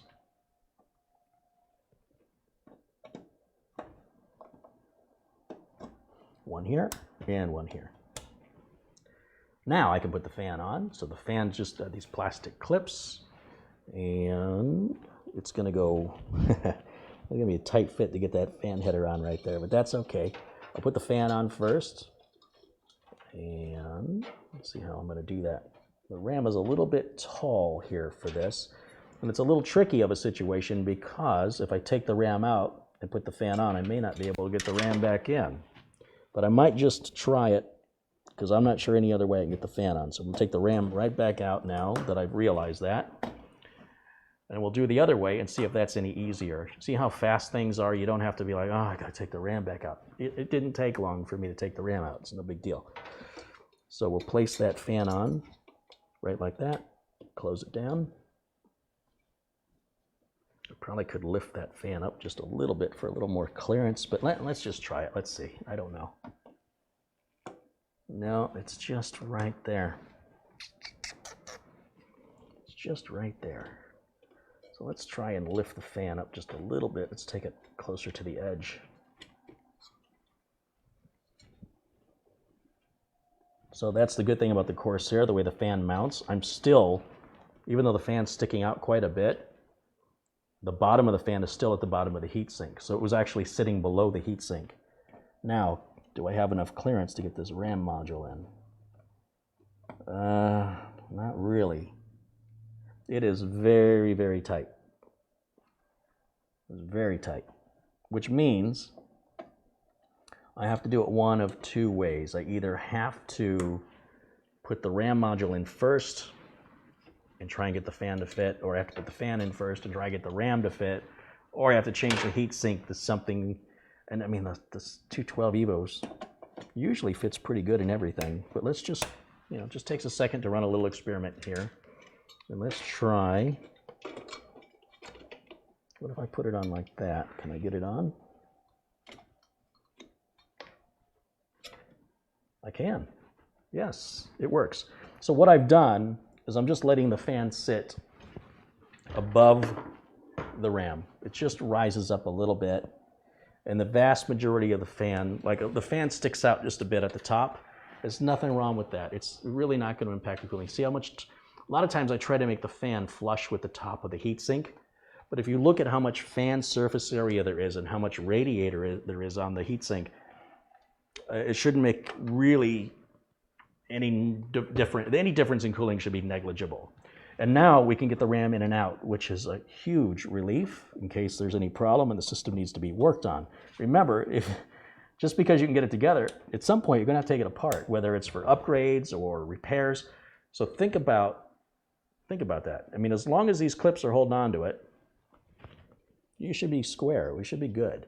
Now I've got to take the cable, and we're going to run a heat test, and we're going to verify my conclusions just to make sure we're going to be okay. We're going to run Prime 95 like I always do. The system has to pass the same cooling torture test that every system I build has to pass. We let it run Prime 95 for a full 15 minutes, which is an unrealistic workload because nobody would push their CPU at 100% for 15 full minutes like that. It's just unrealistic.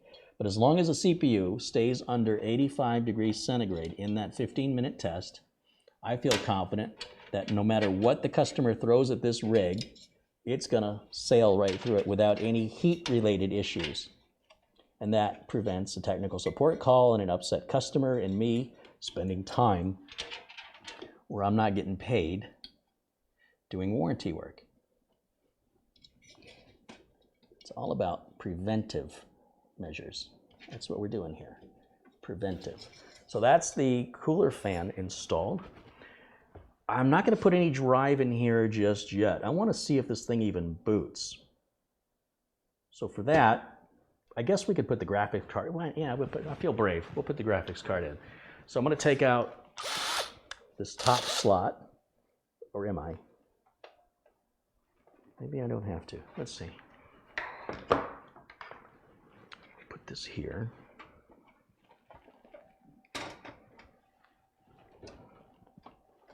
Oh yeah, we're okay. Boy, that ran right up against the front port umbilical cables there. These are the ones I must have taken out for the graphics card.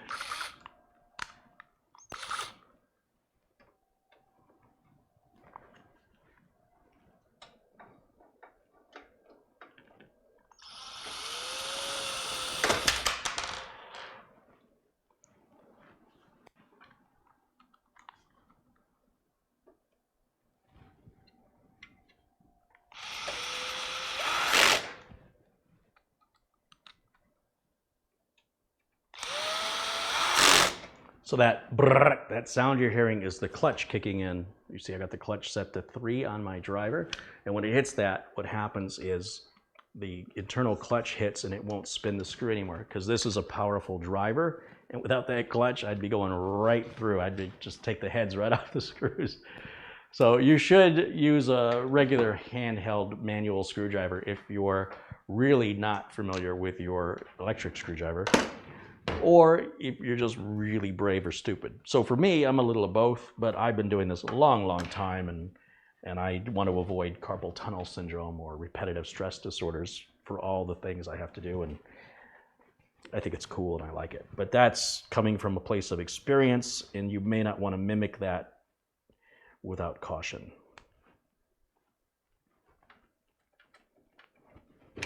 All right, I think we're ready for our first test fire.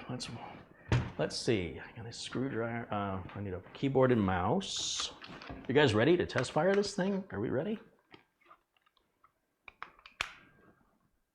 Could I put the fan on the other side of the cooler? You could. You absolutely could. I prefer not to. I like everything the same. It probably wouldn't make much of a difference in cooling. I don't think pulling the air is as efficient as pushing the air, but it may make a 2 or 3 degrees centigrade difference. But you could do it. You could. I prefer not to. It's just a preference.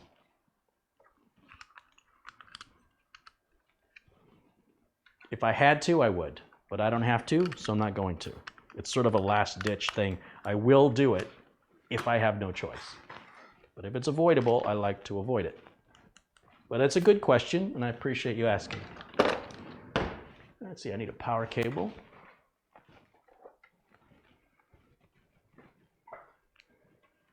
Now, we'll see if this is all a big practical joke on Carey from one of the viewers going, I'll tell him what I sent him was working. It's not funny.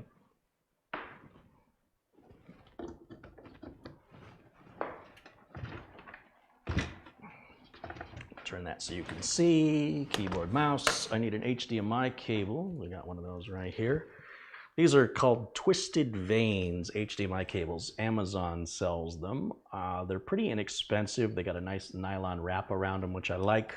They seem well built, and I abuse the heck out of them, and they're still working. So, you know, most people don't plug in HDMI cables 6 times a day. Usually you plug it in, you leave it in for 6 years.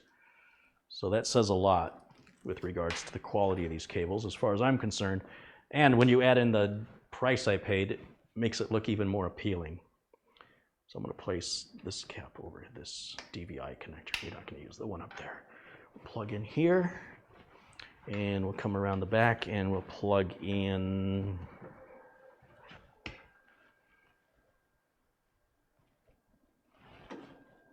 We'll go right here. Yeah, that ought to be good. Now look guys, there's no monitor here, right? You see a monitor? I got no monitor. So can I use your monitor? We got 1,103 people watching, 1,116. So I'm the only guy on the planet with 1,116 monitors plugged into his computer, and I can't see any of them. So what I'm doing is I'm running the video output right into the capture card, right onto your screen. You ready? Make sure we got power. Switch is in the on position. I'm going to switch the capture card down to your monitor right now. You see me in the corner? No input signal, that's your monitor. It says there's no signal. Let's turn it on. Fans are turning. Let's see what happens.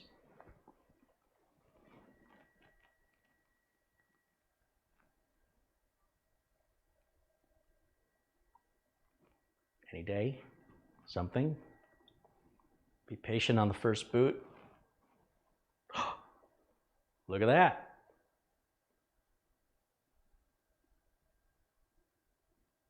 And we're in the BIOS. In fact, I can get rid of my camera in the corner so you can get it full screen, just like it. I told you it was going to use your monitor. You thought I was kidding? We're in version P710. We're verifying it is a Core i7 at 3.6 gigahertz, recognizes the RAM properly, and XMP profile set to auto. I don't know what that means. How about we just do profile 1? We turn that on. Normally you should install Windows and everything first, because turning on XMP can cause problems. So I don't recommend you turn on XMP until you verify that everything's happy without XMP. And then when everything's happy, then turn it on. But I'm going to turn it on now, just because I'm a glutton for punishment. Fantastic tuning. I don't care about instant flash. Internet. Let's try internet flash and see if that works.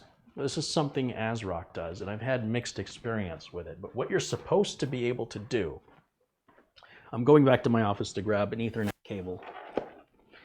And I'm going to plug an Ethernet cable into the motherboard and then into my router, and then give it a minute to assign an IP address, and then we're going to see if this will automatically go get the right BIOS, download it, and install it all for us.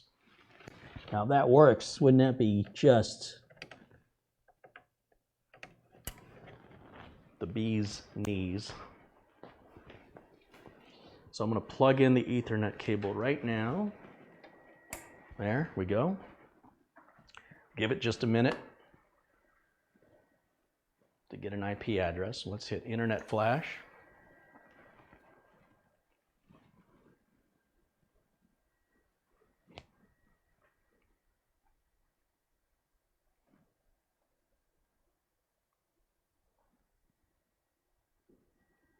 Update. Okay, that looks good. Let's update. Now it's going to go grab the firmware. You don't have to worry about downloading the wrong one.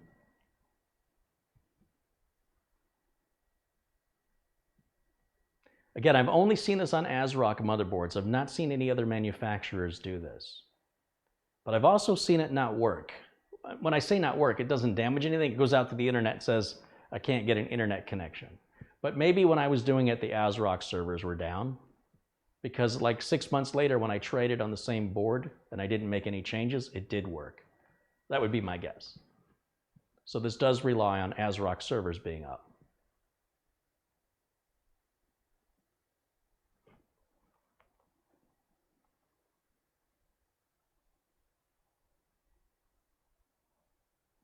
Steve Devine says his Asus motherboard did the internet BIOS flash fine. I guess I just never saw it on an Asus board before, but usually Asus is the one that comes up with the stuff, and then Gigabyte, ASRock, and MSI copy them and often do it better. But, you know, Asus is the one that usually is the first out the gate with stuff like this. This is the first I've really noticed it. Mark Coleman says Asus can do it on the B350 board. Oh, well, there you go. I don't really do a lot of AMD stuff, so this is an Intel board.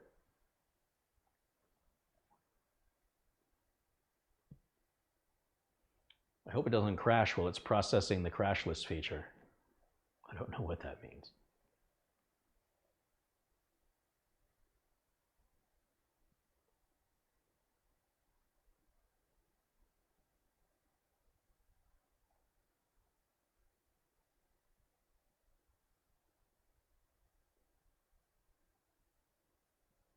We're getting there. You have to be patient. Leave the machine alone. Do not play with the keyboard. Do not play with the mouse. Don't play with the computer. Leave it alone. Let it do its thing. You do you.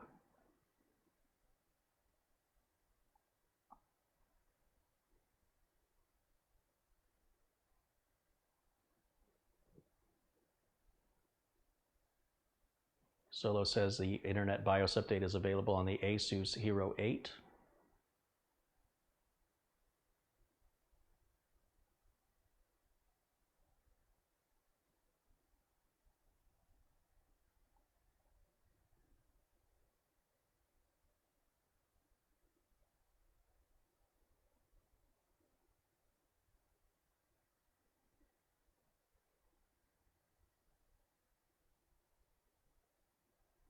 And the Maximus 10. I would assume anything above 8 would probably have it. It would be weird if they had it on the 8 and the 9, but not on the 10, right? Wouldn't that be weird?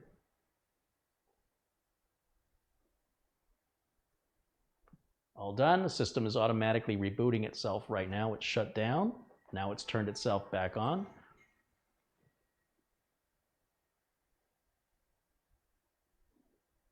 Give it just a minute as it initializes the new BIOS. Be patient. There's no booting devices hooked up, so it's just going to default probably into the BIOS. Yep. Now we're at version 7.5.0. Didn't you tell me the latest was 7.7? Didn't somebody tell me 7.7? Let's go back to Internet Flash and do it again. You should have just given us the latest one. You shouldn't have to update a BIOS in steps. You should always get the latest. No, it says your firmware is up to date. So who told me it was at 7.7? Let's take a look online and verify. It's an HT110M-DGS revision 3.0. That can make a difference when you're downloading your BIOS. You need to make sure you've got all those details. If you've got revision 2 or revision 1, you can usually tell because the previous BIOS updates won't match what you've got if you look in the history, and you'll know you're on the wrong board. So I'm going to go to Google and I'm going to type in ASRock H110M- forgot what it was already, DGS, and I'm just going to type BIOS, and the very first link Google offers us, and I'm using Google specifically, is that board. It says revision 3.0 is right there. We'll click on support, which is not at the top of the page, it's like in the middle of the page, and then hit the BIOS tab, and it shows 7.50 is the latest. 7.5, not 7.7. Maybe he said 7. Maybe I'm remembering it wrong. And we have version 7.5. So this did work, and it gave us 7.5. So we're good. It worked exactly like they said it would work. We know the system is booting. We know all the work we've done so far is functional. We know the graphics card works. And at this point, where am I? Here I am. So at this point, there's no sense setting date or time, even though I think is it close? It's close. I'm not worried about that because when we install Windows on this, it'll automatically set the date and time once Windows is done and it boots. It'll go to the internet and set the date and time for us. Now, I gotta figure out a storage device. So as far as I'm concerned right now, we can turn this back off and we'll come back around to camera 1, full screen. Magic. Thank you for letting me borrow your monitor. I need a storage device, don't I? I need some kind of storage. What are we gonna put in there? Tell you what we're gonna do. What do I have?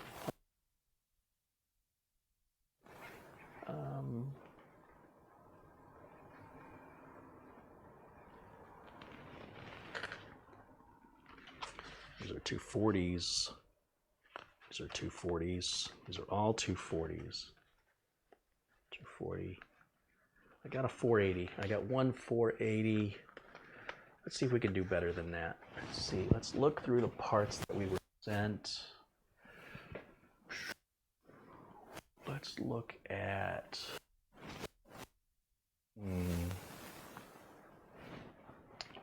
this box over here.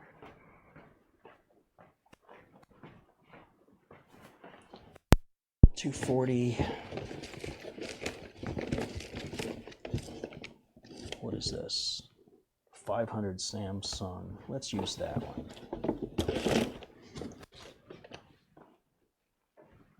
So,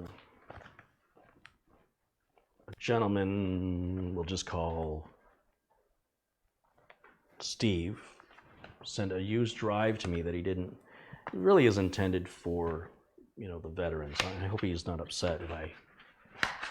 And Crazy Vera is editing videos. He's helping to create more content, taking the content, these 4-hour videos, and he's reducing them down.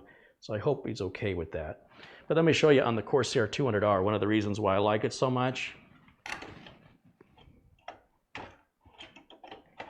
There, the SSD's installed. Did you see any tools? Why is that so hard? Why can't other case makers do that? Why is that such a puzzle? Why can't they figure that out? By the way, I got room for 3 more to go in just like that in this case. And it doesn't take up, it's not like I got to trade a hard drive bay for an SSD bay. And you don't see any hard drive caddies in here either, do you? You want a hard drive? It slides in and locks. You're done. No tools, no bays, no caddies, no screws. Nothing to lose, nothing to break. 4 here, 4 here. 8 total, no problem. But it doesn't have a case window, and it doesn't have RGB lighting. No, I'm sorry. Doesn't. But when you grow up and you're ready for one of these, I hope it still exists and that you just haven't wiped them all out with RGB and case windows because of Call of Duty. Don't get me wrong, I like the game, I do. But I also like to have the money to buy the game. I guess I'm weird that way. And ain't nobody I'm playing with online is looking at my rig.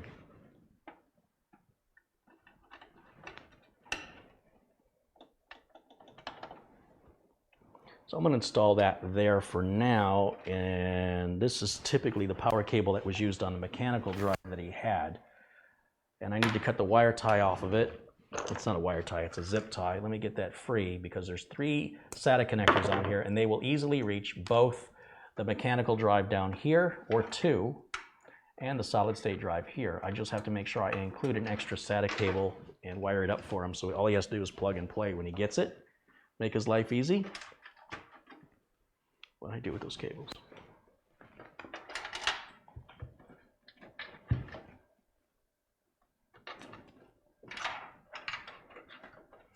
Get in there. So I will plug that in right. I oughta just put the whole thing in there for right now. Then I'll plug it in. Which cable do I want to use? We'll use the one on the end so we have the most amount of cable left over. We'll use the one in the middle and we'll leave these out there. How's that? That sounds good to me. All right, me too. We'll put that right there. And I will put a screw in here just to secure the drive since I'm shipping it, but if I wasn't shipping it, I would not need to do that. Probably don't even need to do it since I'm shipping, but I'm extra cautious. And I've got the screws. Why not use them? It's not like I'm, what else am I going to use them for? Know what I mean? Know what I mean? We can hook up the DVD. Oh, the DVD. Oh, I have to plug the SATA cables into the motherboard. Got to remember to do that. So the DVD drive, because this case was previously used on that system over there, already has the cables in the back. I just need to feed it onto the board. So if I look back here, I should have the other end of those SATA cables somewhere around here. Where are they? Where are they? Let's see. Let's follow the cable. It goes out here. It goes out there. Oh, that's the DVD drive cable, because I'm an idiot. And it won't reach because the cable tie, my cable management is just too darn good. So let's grab the wire tie, no, the wire cutters, and let's cut that off of there. Yeah. We're cooking now. It's such a good cable management job, I can't even find it. That's how good it is. There it is, it's hidden. So we'll cut that there. Be careful when you cut the wire ties, don't go through your cable.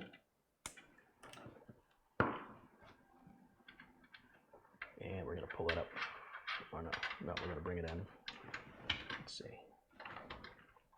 Right there, that'll work. And we'll plug the optical drive, which in this case is a CD, DVD, reader, writer. I don't know which one's port 0 and which one's port 1. It doesn't really matter. It matters to my OCD, but I'll live with it for right now, and I'll fix it later. And we'll just, for the sake of getting this done, I'm just gonna get it plugged in so we can get Windows 10 installed fresh and clean. And we'll make sure that it works. How's that for a plan? Now, if you don't have your own Windows 10 installation media, you can make it completely for free. Nothing illegal about it. If you want to activate Windows 10, you need a product key. If you have Windows 7 or 8 right now, and you install the same version of Windows 10, even a clean, fresh install, and you use your product key from a Windows 7 or Windows 8 install on your Windows 10, don't enter the product key in the beginning. You wait till you're done. After you've installed it, then enter your Windows 7 or 8 product key, and as long as it's, you know, Windows 7 Home to Windows 10 Home, or Windows 7 Pro to Windows 10 Pro, or Windows 8 Home to Windows 10 Home, or Windows 8 Pro to Windows 10 Pro, that key should work one time to activate Windows 10. But in the meantime, if you don't have a product key, you can install Windows 10 for free, and you can use it in trial mode indefinitely. It just won't let you make, it will not allow you to make some modifications to personalize the desktop, and you will get a watermark in the lower corner of your screen that says, after a certain period of time, that you're not activated and you should activate to get all the benefits and features of Windows 10, but it'll run that way forever. So if you don't care, I don't care. But I like to personalize it. I like my customers to have activated versions of Windows 10. And so you can upgrade on top of 7 or 8 if you want to, but that won't fix any problems. Like if the reason you want to go to Windows 10 is because your 7 or 8 is crashing, then you're going to get Windows 10 on top of it. It's going to crash. It's going to carry the problem with it.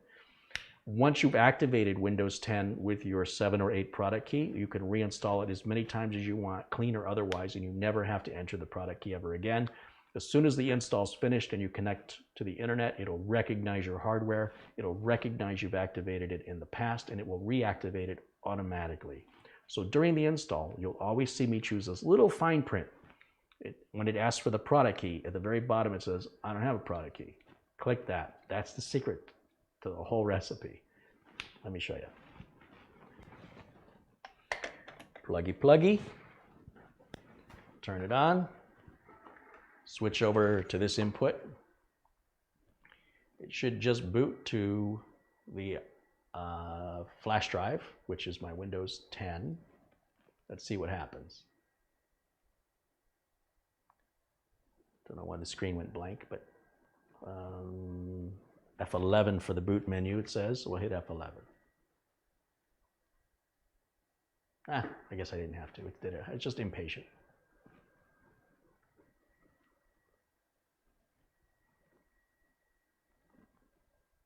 Well, that didn't take long. Yes.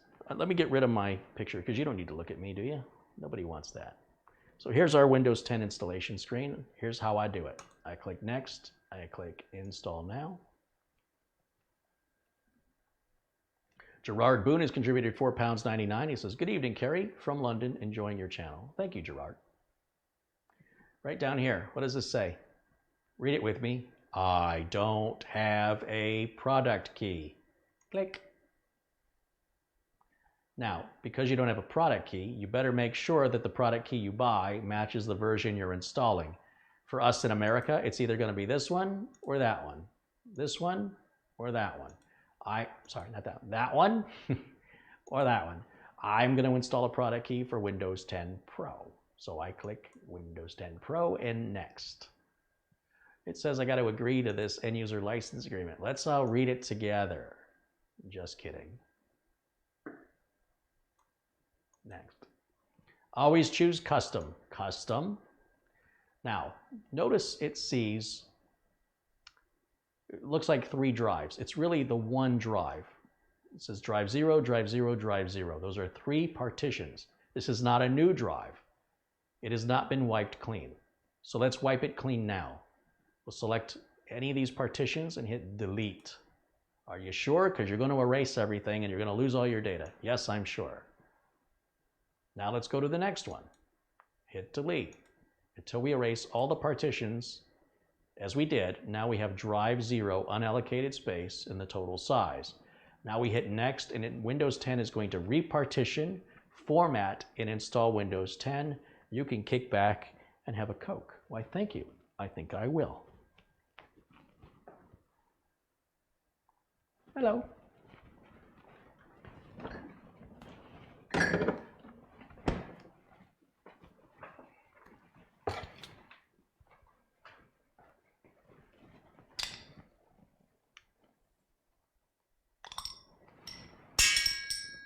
Cheers.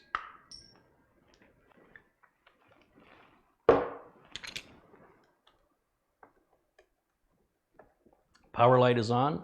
Hard drive LED is blinking, so I guess I got those front port wires on the right place, even though it's not really marked well on the board. It was a good guess, something that years and years and years of doing it 18 million times will make your guesses better, that's all I'm saying.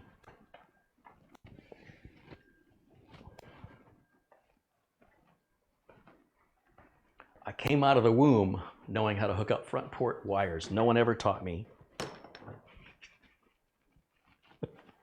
Well, that's what some people on the internet would have you believe.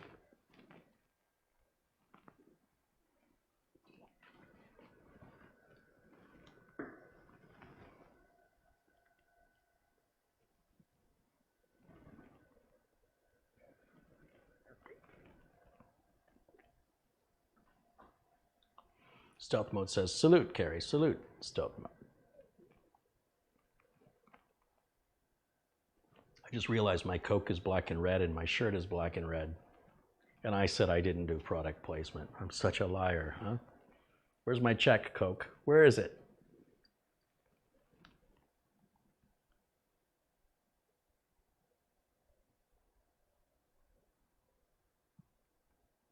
$1,122 people are watching now. Welcome in, everybody. We're just about wrapping up today's video. It looks like, oh, we're at about 4:30. I like to wrap up by 5. But I think once we get Windows 10 installed, we'll run our Prime 95 heat test. We'll see how we're going to do on that CPU. We'll throw Heaven Benchmark on there maybe, see how a 1060 performs. I'm kind of curious. So I think I'll do, so we're going to get the Windows installed. We're going to get all the Windows updates, which should install all the drivers. We should not need to install any drivers, but I will put the latest NVIDIA driver on there in order to get an accurate benchmark reading from the Heaven Benchmark. And then we'll run Prime 95 with a hardware monitor for 15 minutes, make sure we never exceed 85 degrees centigrade, or Celsius, whatever you want to call it, depending on how old you are. And at that point, I'm going to move all the customer's data off of that M2. He only had it a week, so there's not much on it. I'll do that offline, because you guys don't want to, he doesn't want to show you his data. I don't want to show you his data.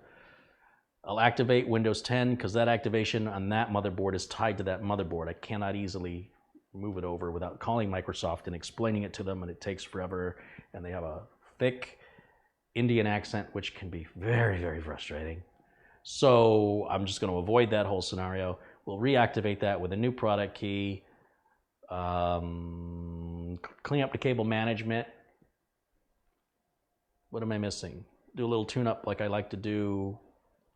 Run another SATA cable so that when Crazy Vera gets it, he can put his hard drive in here. You see how fast that went together? I mean, not only did it go together, I took it apart, then I put it back together, right? I took it out of one case, put it into another. Look how fast that was. We're already at our first reboot.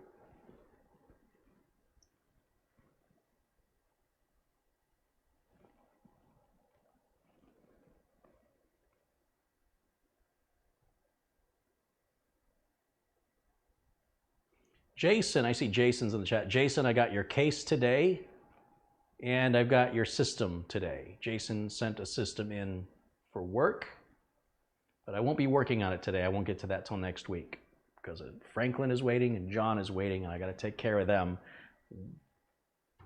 And hopefully I can get their systems done this weekend and get them shipped out Monday. That's my goal for Franklin and John. My goal is to get your systems shipped by the end of business Monday.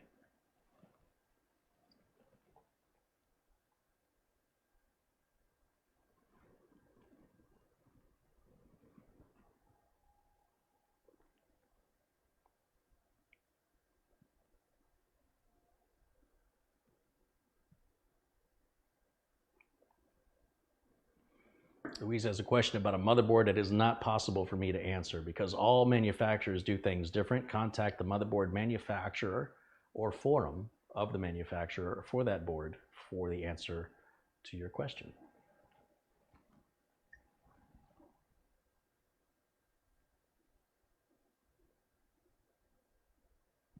Rich says, I wonder if the bar on the other motherboard broke and was not putting enough pressure on the CPU.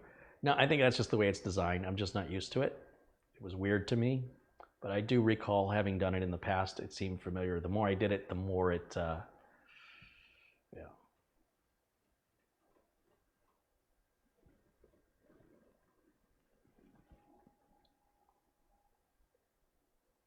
Jeff Fisher says, hello from Newark, Delaware.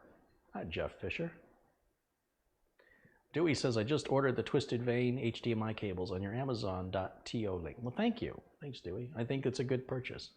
If not, Amazon's always good with returns. They've got excellent customer service over there. Yeah, if Amazon did sponsorship, I'd sign up for them all day. I'm their best customer.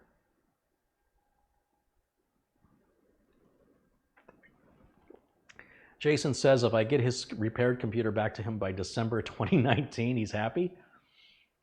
God, I wish I had more customers like you, Jason. Except Jason's not paying me anything. But that's okay. I appreciate that he's letting me make a video out of it, and the video will make the money. It's fine. I'm doing all repairs for free as long as I can make a video from it. I'm not necessarily providing any parts for free. I mean, if I've got something used, I'll give it to you. But if you guys want to take me up on that, and you're in the United States, heck, if you're in Phoenix, you don't even have to pay for any shipping. I'll just do it all for free. You just need to provide any parts. We'll talk about it. I won't surprise you with a bill. In fact, I don't even sell parts. You'll have to provide the part to me. But hit me up, because it's always interesting to show people how to repair computers. And I like keeping it real. I like helping people. It's just a win-win for everybody. You get a computer fixed cheap. I get video content, and viewers get educational content, all for free. Free. So what? I'm for.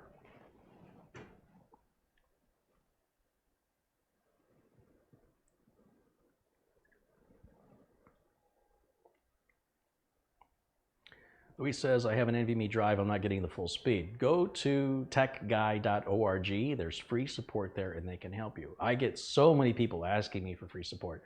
And you know, the weird thing is, you guys feel like you know me. I get it, because I'm in your house. I'm in your kitchen. I'm in your living room. I'm in your computer room. But you're not in mine, you know?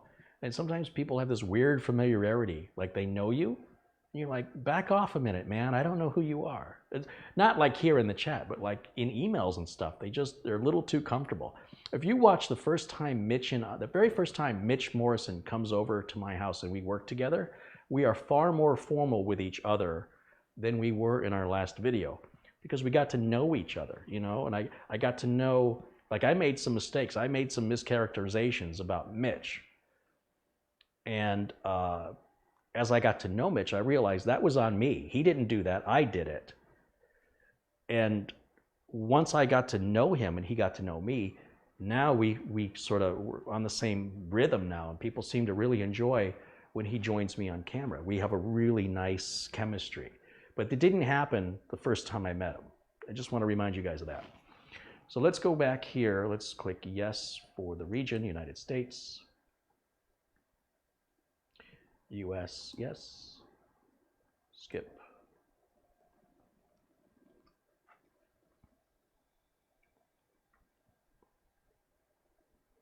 Too bad you don't fix cars for videos. Yes, I do. Well, Subaru Mike fixes Subarus, and we have plenty of videos. Every bolt, every wire, every nut, every screw. He doesn't do it for free, and he's really busy. But that's why I drive a Subaru now, because of Subaru Mike. And I don't regret it one bit. I regret not doing it sooner. That Subaru is a joy. It's also a joy to know I can take it to Mike if I have any problem. That is a big part of it, honestly. Mike Britton has contributed $5. He says, have a Coke on me while I enjoy a whiskey and Coke. Cheers to all. Very nice, Mike. Enjoy your whiskey. Oh, what do I want to put here?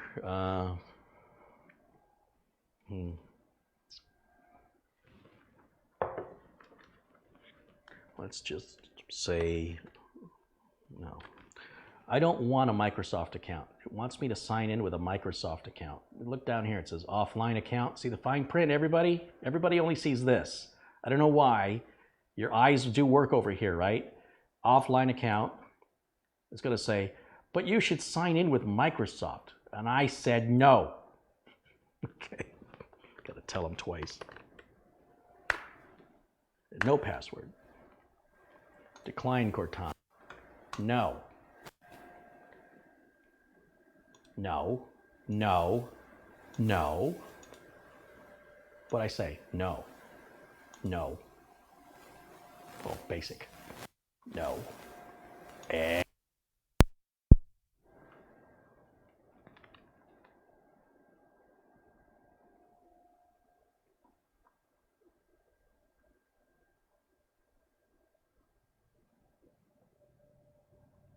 all right, so now we're just wrapping up the final part of the Windows 10 setup, and then I can begin to do the Windows 10 updates. Jim says, I wish it wasn't 15 hours to drive from Dallas to Phoenix. There's a hotel right down the street, and the money you'll spend on gas in the hotel will probably work out about the same as a repair center, except you know it'll get fixed right. And you'll get to join me on video and be famous.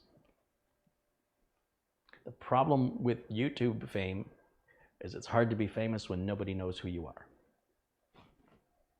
But you can tell your friends who already know you.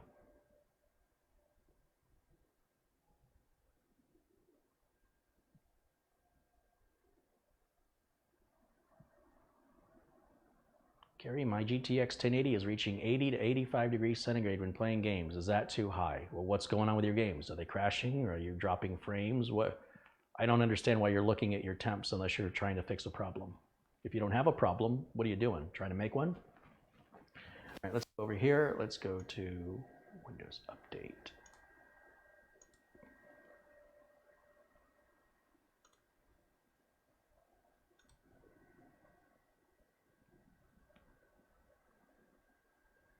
Your graphics card can get to 100 degrees.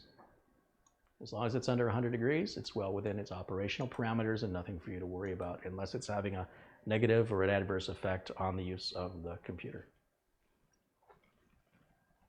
No spare room? Not for a stranger on the internet. I don't have a spare room. Absolutely not. I know you're kidding, but I'm not. That's for people I know in real life. You think I'm crazy?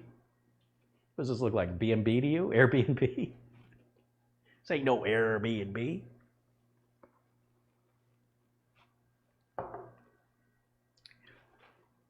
C&B? Computers in bed? Colin Robertson says, your Mustang looked nice. I'd have kept that instead of the Scooby. I still have the Mustang. It's a V6. I didn't get the V8. I came from a Mini Cooper, which was only like 116 horsepower, and went to a V6 with 304 horsepower, while still getting almost the same gas mileage as the Mini Cooper. And that Mustang has never, ever had an engine repair. It's never had a leak fixed. It's been the single most reliable new car I have ever purchased in my life. I've had that car over 6 years, and all I've done is change the oil in it on a regular basis, which is about every 6 months. It's a semi-synthetic, and I've had new tires put on it and a battery. That's all that's been done to that Mustang. So, salesman called me, said, you know, the new Mustangs are out. And I said, you know, the one you sold me is too damn good. What if I trade in this really good Mustang and you give me one that breaks down all the time, that's brand new? How am I going to feel about that?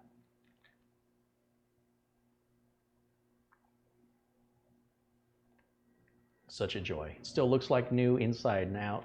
Love that car. Love it.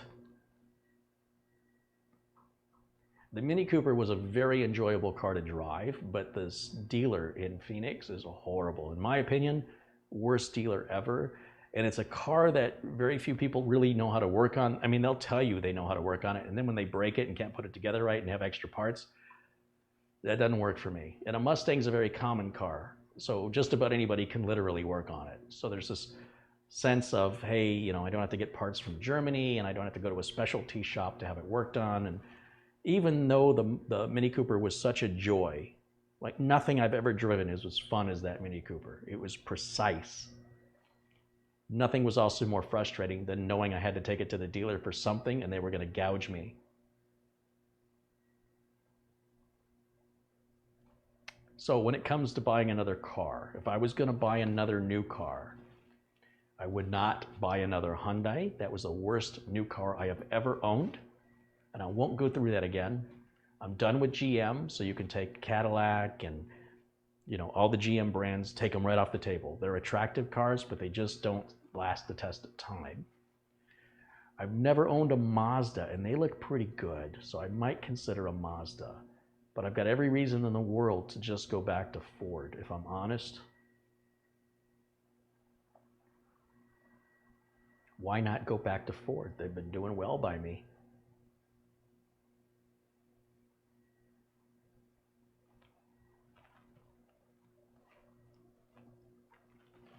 And I got to be honest, most people are driving a 4-cylinder EconoBox in Phoenix.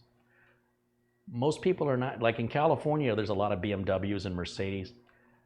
In Phoenix, you don't see that. In Phoenix, there's a lot of Priuses and Kias and Hyundais, Hondas. And I blow, if they are driving in a way that is annoying or dangerous, I just blow their doors off with this V6. I put my foot down, and they're history. They're just history. And I get them out of my danger zone, and then I can get back to enjoying my driving. And it's nice because in the Mustang, I could never. In the Mustang, you had to plan that ahead about, 3 minutes before you wanted to do it. I know Toyotas are good cars, but they're not fun to drive. They don't invoke any. They don't wake up my soul. They're just cold machines that efficiently take you from point A to point B, and they're numb, just numb. Toyota used to make fun cars. They used to make the Toyota Celica Supra, the MR2, and then they just dumped all the fun, and they went with boring and reliable. Not fast, not slow, not good, not bad. They're just meh. If all you care about is getting from point A to point B and you want reliable transportation, yeah, buy a Toyota. But if you like to drive, if you enjoy the driving experience, the Mini Cooper was rewarding, the BMW was rewarding, but they're both expensive to maintain. The Mustang is also rewarding. It feels a lot like the BMW. It does. It's hard to believe, but a BMW 3 Series and a V6 Mustang, they're both 6 cylinders. They feel heavy. They feel like a tank, and they're fast. They just feel heavy and well built. When you close the door, it clunks. It's a lot of weight to it. It makes me feel safe. That's my opinion.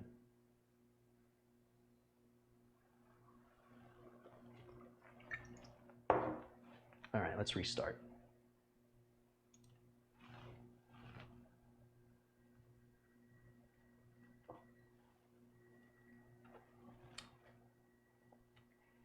I'd love to own a Land Rover Evoque, but I wouldn't want to have to pay for the maintenance on it. It's a beautiful SUV, beautiful.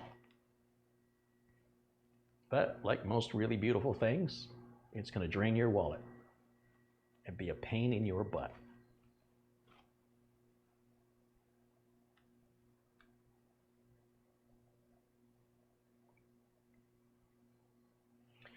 The reason, like someone's mentioning Volvo, one of the things I don't like about the European cars and the German cars, well, that's the same thing. They like premium gas, and premium gas is pretty expensive because they've got the higher compression engines. My Mustang, I can put regular unleaded in it, 87 octane. It's happy, happy, happy.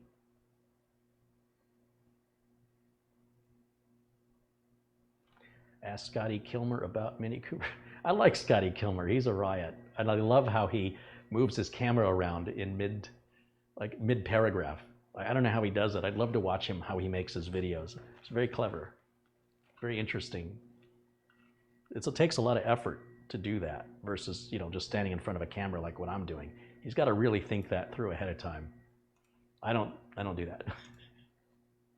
but I know how much work that is, and he's good. He's really good. He's no Subaru Mike, but he's good.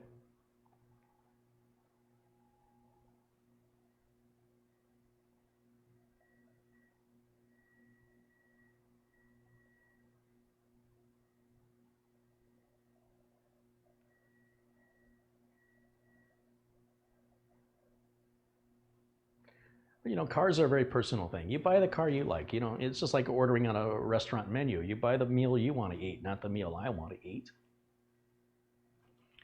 Next vehicle, I will go for a Tesla. I wish I could afford a Tesla. That would be like a dream car for me. A Tesla Model S, like a P190, a P100. Oh my gosh.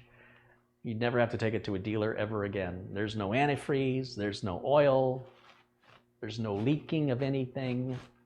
You just plug it in and you drive it. You put brakes and tires on it and just do that forever.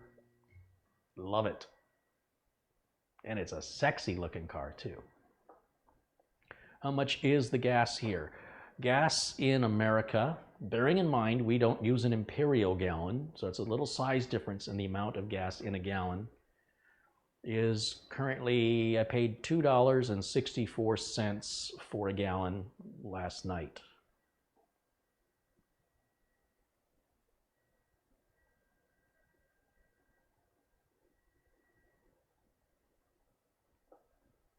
Ole Peterson says, I watched Stan and Ollie last night. You were right. It was a great movie. It was good, right? Yeah, I thought. Yeah, you have good taste in movies. What a shame that movie didn't get much distribution. Colin says, French cars suck. You know, the oldest car company in the world, I think, is...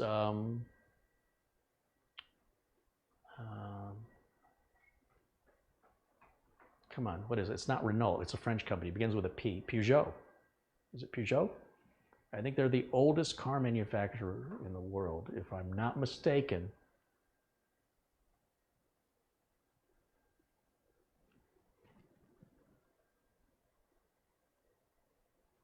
All right. Now let me get the video driver installed because we're all up to date on our Windows updates.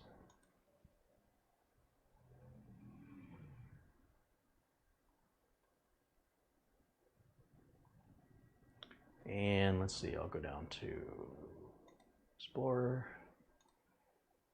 Edge, whatever they want to call it this week. You all know it's the same. It's a browser from Microsoft. It's a new version. They changed the name of the new browser from Microsoft that comes with Windows. So make sure you get it right because that makes a big difference. Drivers.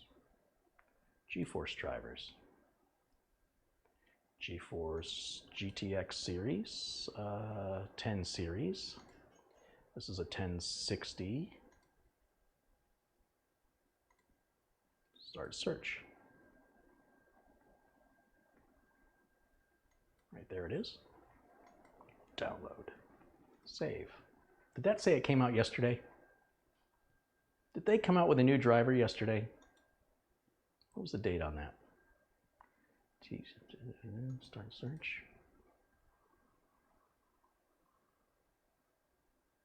Two days ago.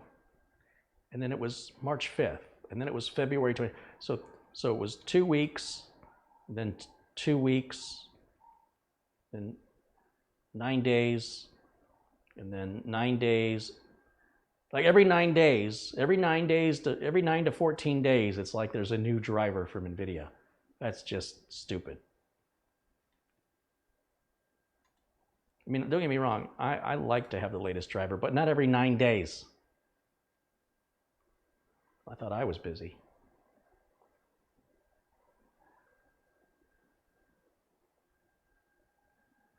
You're almost ready. Oh, I can eject that flash drive while I'm waiting. All right, that's my Windows 10 flash drive. Let's there. We'll set it down here. Run Windows 10 desktop.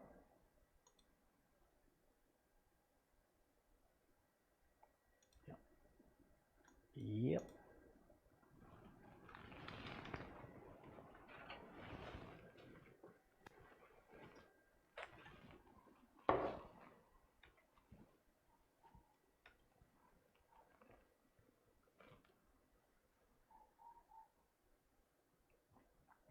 John Yasudas contributed $10. He goes, time for some pizza, Carey. Hey, thank you, John. We're going to wrap up here pretty soon, and I think I will go eat. I am starving. I've been going since I got up. I haven't eaten yet today. I haven't even really munched on anything. Thought it was Mercedes-Benz. And I think it was Carl Benz who invented the petrol engine, but I don't think he created a car company. He invented the motor, the gasoline motor. I want to say Peugeot, I think, is the oldest car company.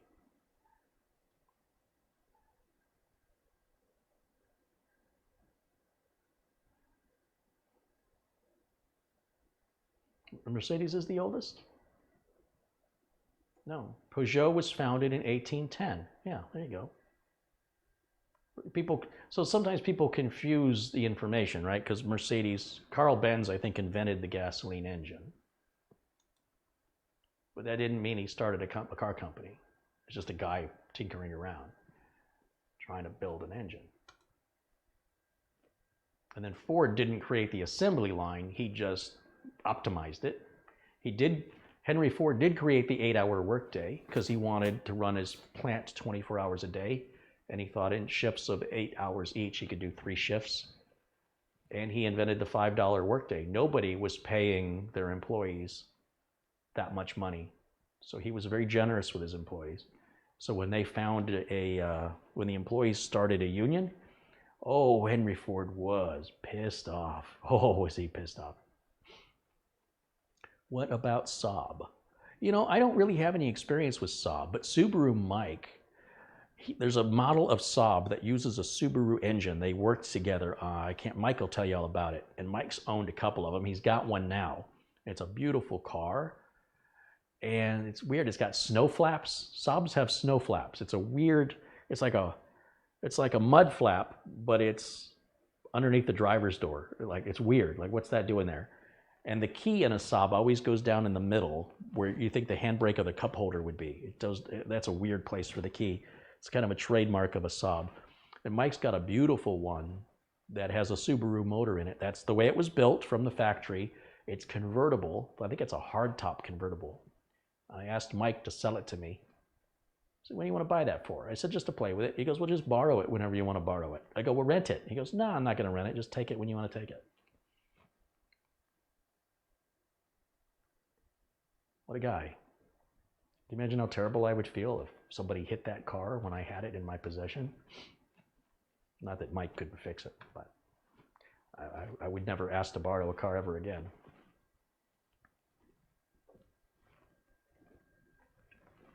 Henry Ford also invented Kingsford charcoal. I didn't know that.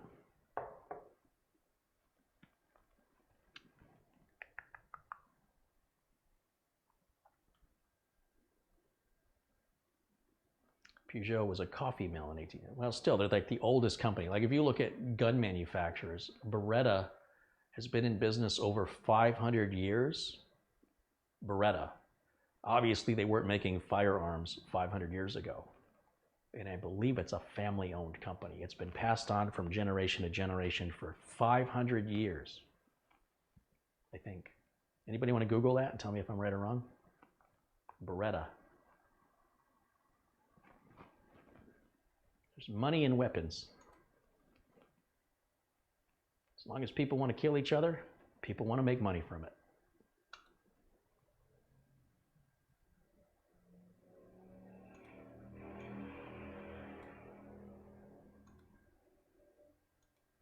Drivers installed. Now, let's get that Heaven benchmark put on here. I'll grab my utilities disk. And we're just going to get right to business because I am now running behind schedule. Tea Time says, cheers from Serbia. Cheers, Tea Time. Serbia seems so far away. Oh, let's put the Samsung Magician. We're not doing NVMe, so we just need the Magician software. Let's check and make sure we're up to date on the Samsung. So let me show you how you do this. We're going to grab the Samsung Magician software. This is for all Samsung solid-state drives, whether it's M.2 or otherwise. Are you a resident of a European country, or How can you tell me there's a new driver? I just downloaded the latest driver. Is this a joke? Hold on a minute. Stop. What is going on here?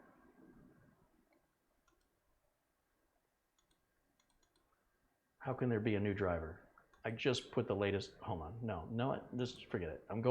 Let's put the Samsung Magician software on there first. Next. Accept. That's got to be a joke. Maybe I need to reboot before it acknowledges it. Unless they just literally put a new driver out while I was talking, which wouldn't surprise me. All right, let's launch the Magician software and let's check the status of this drive. We can see how much data has been written to it, like an odometer on a car. So it says there's only been 0.6 terabytes ever written to this drive. That's nothing. But notice it says right here, firmware version is the old version. Oh no, how do I update it to the new version? It's so complicated and scary. Well, hit the update button. Are you sure? Yes. Make sure all your applications are closed, because this thing has got to have proprietary system attention, and it's going to shut the whole computer down, right? See, it says shut down. Let's let it shut down. We updated it. Ooh, so scary. Turn it back on. When you change the firmware on a drive, the computer BIOS will often say, oh, that's a whole different drive now. Like it doesn't know that it's the same drive. So sometimes when you reboot, Windows will say, I'm detecting new hardware. Not always, but it can do that with a firmware update on a solid-state drive. That's why the system has to be shut down, so the BIOS can re-recognize the drive, because it sees it as a different drive. That's how important and how critical that firmware update, the role that it plays in communication with the motherboard and the BIOS. All right. I don't see an exclamation point here, so let's hope that we have the latest driver. All right. Let's go back to, we should see the Samsung Magician software load right over here. I wanted to bring that up one more time.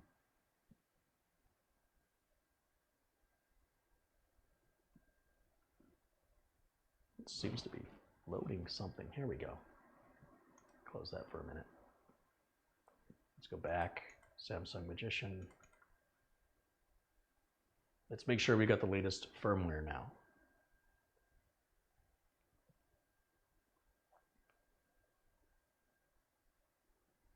Scanning the drive. Give it just a minute to do that.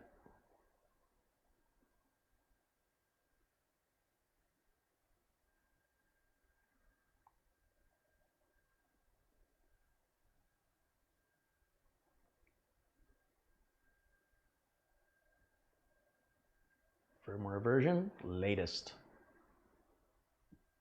AHCI mode is activated. Trim status is enabled.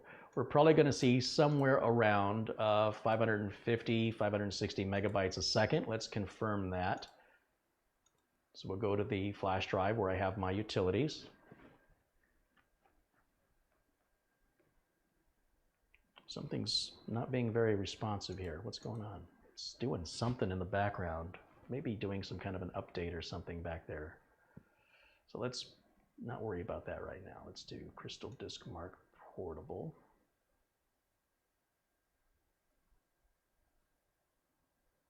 Let's just drag that out.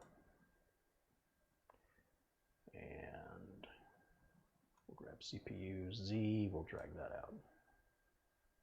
I don't like these delays. I don't know. I see the hard drive light is pretty solid. It's doing something and I don't know what.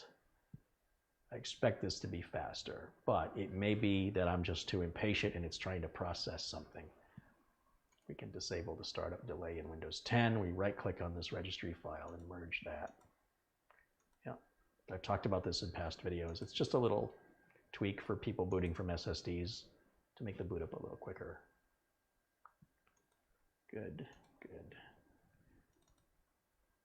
Yeah, this should be like snapping. I don't know why it's not more responsive. Something's happening in the background.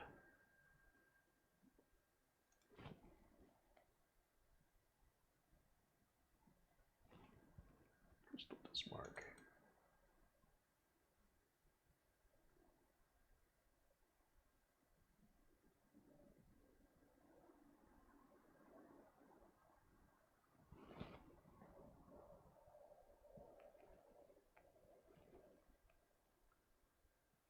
I'm a little concerned. Something's happening in the background. This isn't running as fast as I expect it to.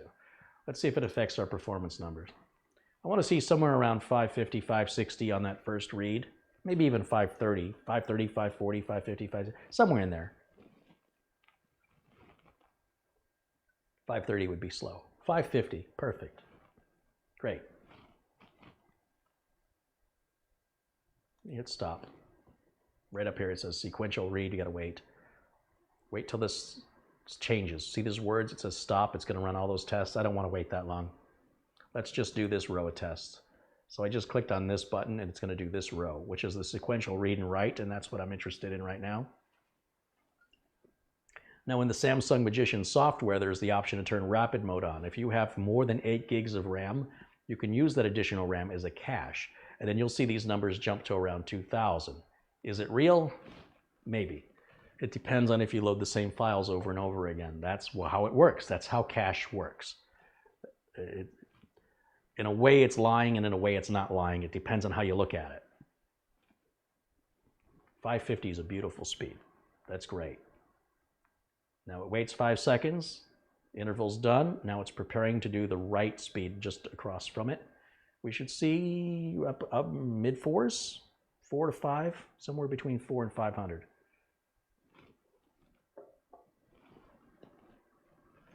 If we get over 500, I won't complain.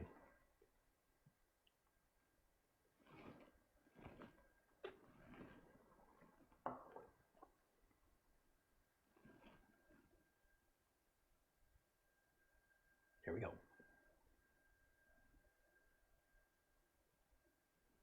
Oh, geez, that's fantastic.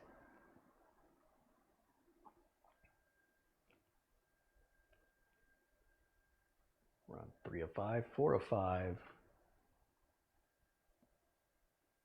5 of 5. It looks like that's going to be our final numbers.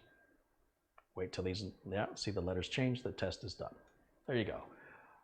I just don't know why that just didn't instantly close. That's weird to me. I'm gonna shut it down and reboot it. I feel like something ain't right. Something's just not right here. Could be that USB port now that I think about it. Let's eject flash drive. Let's pull that out of there.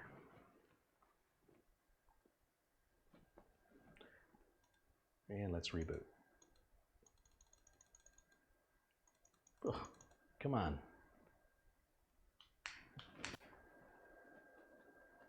Something is definitely not cool.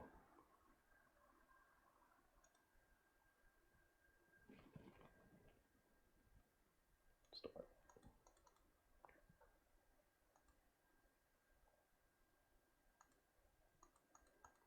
In desperate situations, we can always just cut the power to it. In old days of Windows, you never wanted to do that because you could corrupt your Windows, and you still can. However, it's less likely to happen now that Windows is mostly self-healing. And of course, we don't have any data to lose, but you can absolutely corrupt a drive and corrupt the data. So if you have backups and you're bold like me, you can do that, but only if you have to. You should not make a habit of it.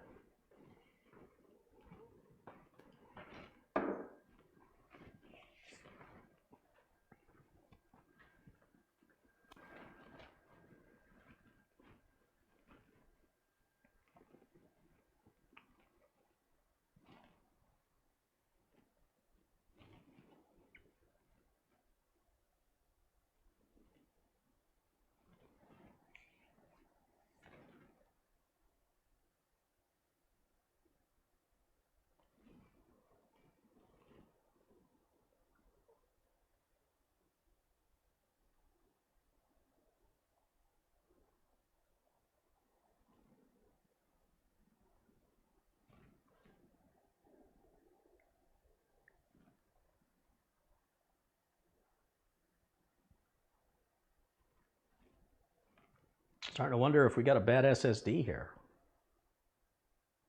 That's what I'm starting to wonder. This is taking way too long.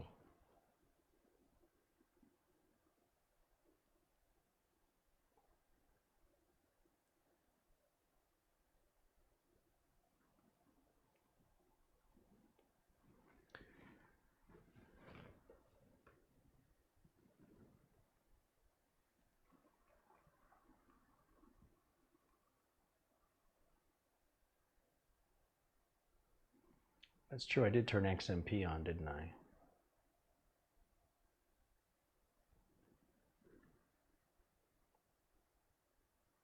Just feels really slow. It would seem like it was faster, and then I updated the firmware, and it seems like it slowed down. And the hard drive light is just kind of half lit up, like it's not quite committed. It's weird. That's a really strange behavior. And see, I'm clicking and nothing's happening. Let's force a trim command on the drive. Let's try that, just to force it to clean up, just in case we don't know the history of this drive. Didn't seem like it's got much data written on it, but maybe that number wasn't real. Maybe it's falsely reporting. It seems hard to believe somebody would have a drive and not even write a little bit more than the total capacity of the drive over at the time of ownership. It's possible. Seems unlikely.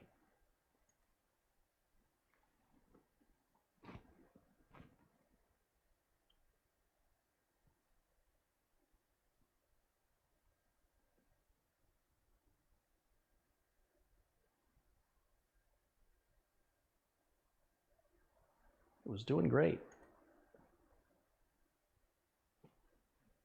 until I updated that firmware. It was a new experience for me here. It may have nothing to do with the firmware. The drive performance when I ran Crystal Dismark still looked good, but you know, performance tests are one thing and real computer usage is a whole nother thing, and real computer usage is more important than what benchmarks tell you. Let's go to performance optimization.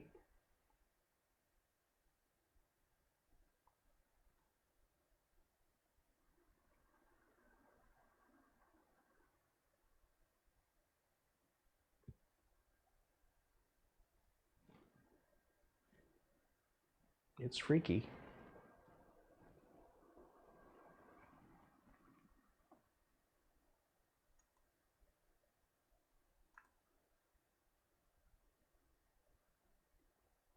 Optimize.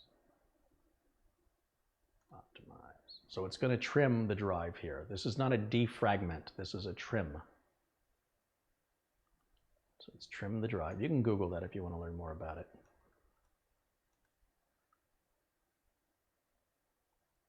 Feels better.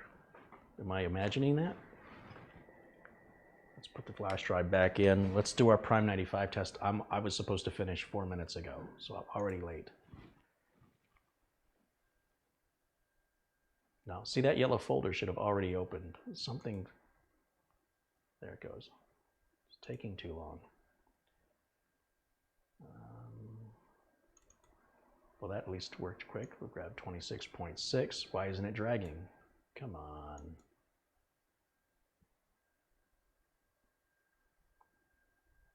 This is weird. I didn't get lucky with the trim. I thought, man, maybe. Nothing. All right, I'm gonna hit reset and I'm gonna turn XMP off in the BIOS just to see. Can't make it any worse. Or can I? I just want to run a test and end the broadcast. That's all I want to do. Is that so much to ask? Is that really so much? It says it's on profile 1. Are you kidding me? You have to do each one separately? So 1 is on profile 1 and 1 is on, or is that for both? XMB profile 1. XMB profile, auto. Well, which one is it? How can I turn it off? That's pretty stupid. Let's do, what's advanced mode? That's easy mode. See, it says easy mode. Where's advanced? Is it F7 or something? Instant flash, internet flash. Oh, I love ASRock. Let's see, let me get rid of my picture. Is it back here? Yep, that's where it was. It was hiding. Now, let's take a look. That looks good. We're not overclocking, are we? Nope.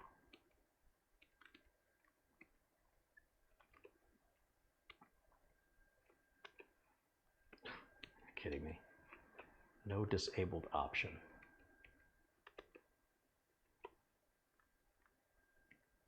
Fine.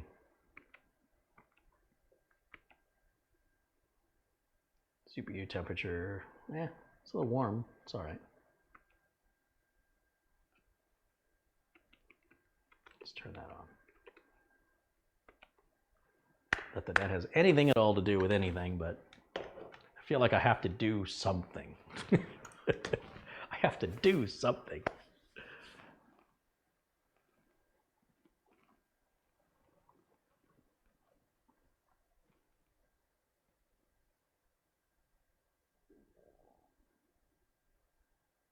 It's already booted much better. I don't know what happened. What did I do?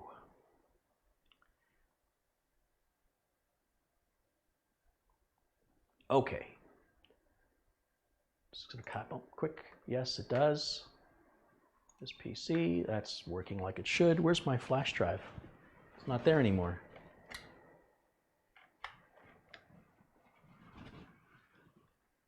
Now it's there. Fast, very good. CPU Z, drags. PC testing software, drag. At Prime 95 26.6, drag. Close. Now it's working. See, didn't like XMP. Good thing we had turned that on to get that performance boost. Good thing we paid extra for that. That nobody sees except in benchmarks. All right, let's run the hardware monitor. Let's get that started. Yes. Oh wow, they released a new version. I'm going to deal with that later. Close that. Let's move that over here. Oh, that's working. This time it makes sense. It's not responding because it's working. There, caught up. That's totally acceptable. That's fine. Prime 95. And let's close this. Before I start the test, let me just organize some things on the screen. Let's move this over here. And then let's bring me back up in the corner. And let me grab my timer.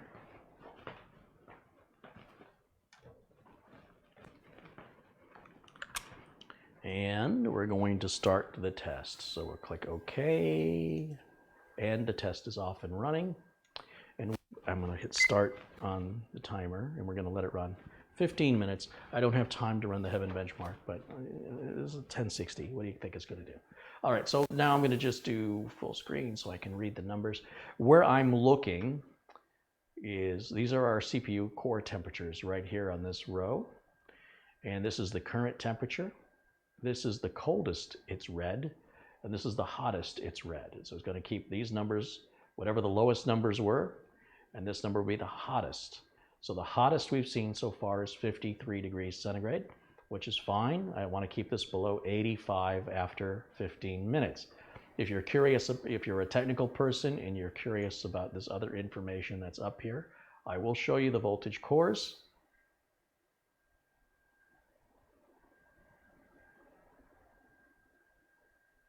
The core voltages is what I meant to say. We'll scroll down, there's more voltages. There's your consumption. Your processor use is 100% on all 8. So there's 4 cores, 4 threads. Core processor is turboing up to 4,000. Remember I said it was 3.6. It turbos up to 4,000 apparently. It even got up to 4,100 here. We always round that up. And you can see those numbers there. But everybody says, but what about the temps? Now that you've shown those technical people, what about us people? What about the rest of us looking at the temps? All right, temps are right here. Remember, we're looking at this side, right here. This is what we're looking at. Power from the wall being drawn. Let's see, how much power are we drawing? 93 watts. 93 watts. Good thing we got a 600 watt power supply in there so we can cover those 93 watts. It's like having a 600 horsepower car and you only use 94 horsepower on it. But you put your foot down, it's there, but you probably never will.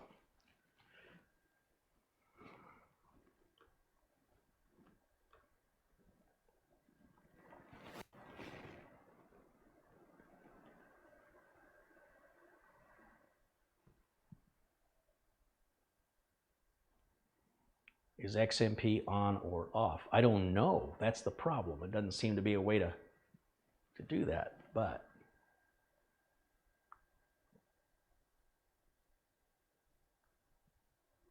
XMP has extreme memory problems. That's funny.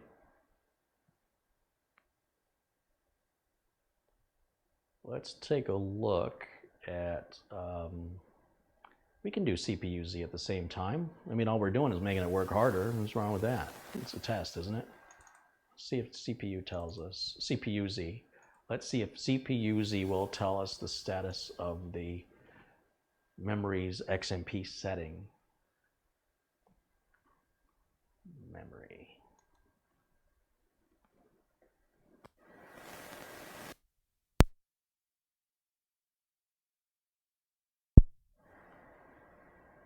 Well, it tells us that XPD is on the chip, but it doesn't necessarily tell us that it's enabled. I don't see where it would tell us. Right here's the frequency. That's not a number that seems familiar to me. I don't know. Maybe it flips it on and off as needed.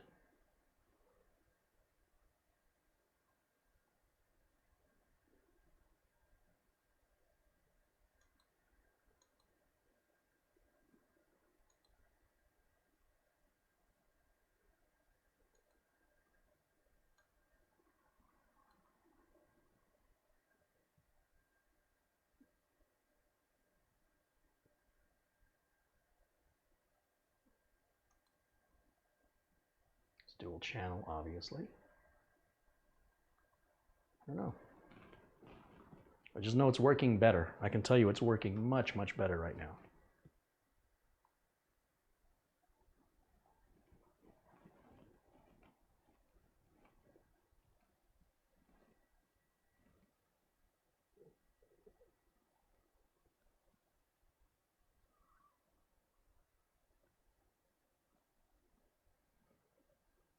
Aaron says the XMP profile's at 1200.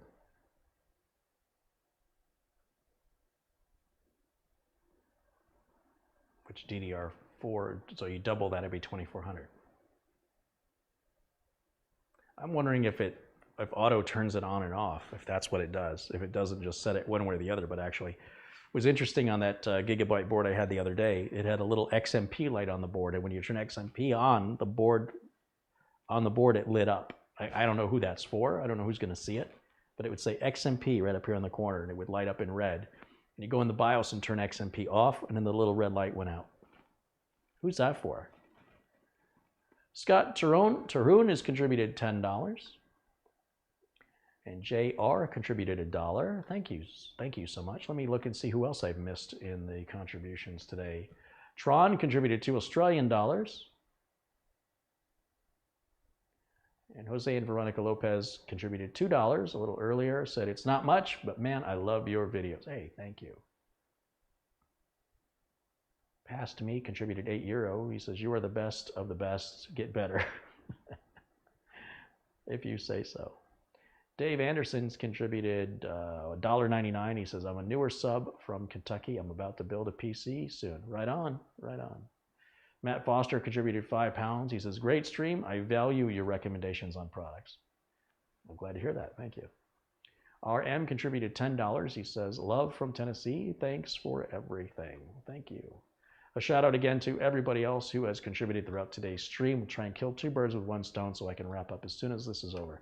Nikolai Lukanov kicked us off with the very first contribution today. Magnum, Tony Wallow, Christoph Esch, Stephen Barber, Joseph Panariello, Andrew Vallone, Sterling, L. Bayer, Babel Forever, David Tracy, Ronald Bach, Andrew Dorset, Winston Anglu, Richard Golicher. He said, loving your shows, learning lots from them and you. I think I missed that one earlier. That was £2. Thank you to Richard. Andrew McKinnon contributed $1 Australian. Thank you, Andrew. Sid1701D9, the Sims channel. Andrew McKinnon, Paul Hoynick, Brian Loss, Tony Wello, John Fox, Brian Loss again, Ivan Para, HVAC A to Z contributed $4.99. He says, again, thank you.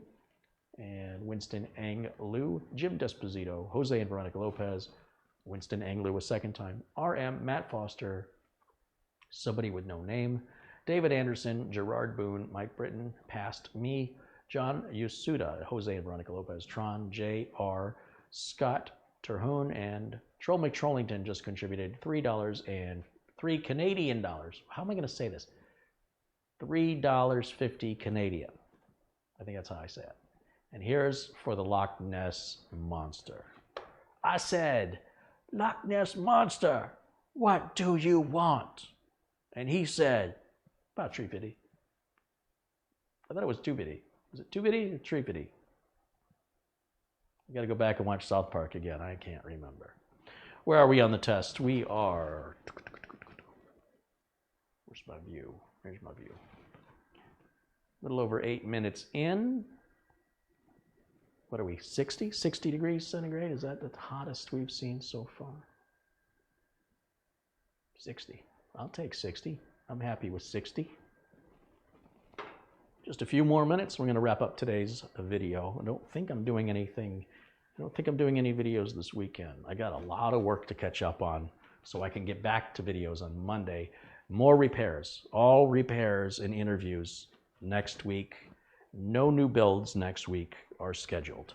All repairs or maintenance. I've got some old machines that are going through a refurbishing to be resold. Somebody bought a new computer from me and they want the old machines cleaned up to be sold or donated. So that'll be 2 machines. Joe, who ordered a machine, wants to recover the data or rescue the data off of his old HP. And that's got to, again, same thing, maintenance, blow it out, clean it out, get it ready for donation or sale. When Joe picks that one up, he's going to bring another one down, I think, and he's going to have me build another one, I hope. Jason in the chat, I've got his system for repair or rebuild. I don't even know what we're doing with that yet. The judge is supposed to send me a laptop, but he wants a RAM and NVMe drive upgrade, but I don't know if he's going to send it. A lot of people say they'll do things, and they don't. I mean, the judge is not one of those guys, but I'm just saying sometimes people, they're like, yeah, I'm going to do this as soon as I get my check, or as soon as, and then you never hear from them again. And I remember how busy I am answering emails, and I'm like, man, why'd I spend time talking back and forth to somebody who didn't follow through? But it's part of the business. I'm just trying to remember what else I've got going on. There's a bunch of products waiting for me to review. Some cool stuff that I bought, and I can't wait to test it and see how it works. So I can't wait to show you guys some really cool stuff.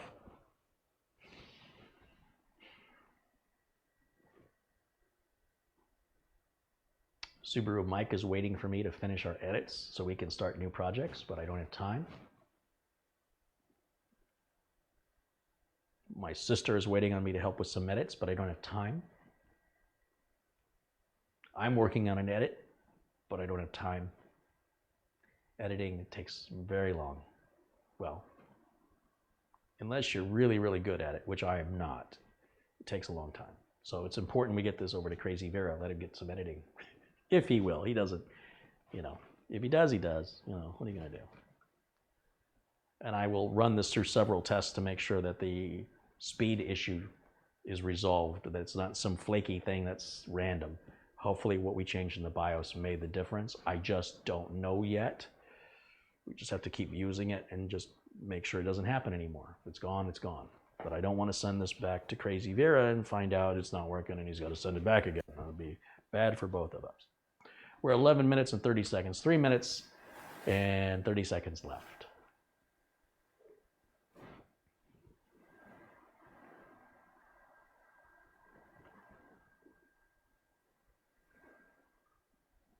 My thanks to all my friends in blue for keeping it civil in the chat room today. Had a few trolls trying to get away with stuff that they think, well, they can get away with it other places, but they ain't getting away with it here. And hopefully some new folks stopped in and it will be a permanent part of our community or a long-lasting part of our community. Ron Jones contributed £2. Dr. Mike Hughes has contributed $1.99. Nevada Bob has contributed $2. And Carl Curtin contributed €5 and says, keep on keeping on, Carey. Thank you to all of you. I do appreciate it. All the money does go back into the channel, as I mentioned. When you see me buy a new house, then you'll know. Then you'll know he's making money. Actually, I want to get this tile replaced. That's what I want to do. And then I'll have to take a loan. Unless I do it one tile at a time. I should get it done in about 372 years. John Feinor says, civility is the word. I thought bird was the word. Civility. Yes. When do you get a green screen? I've got a green screen. I've got several green screens. Just a lot of work to bring them and take them out, and I like to keep things real, and green screens are just fake. So when I bring a green screen out, it's usually for fun. 13 minutes, just a little bit left, about 1:45 left.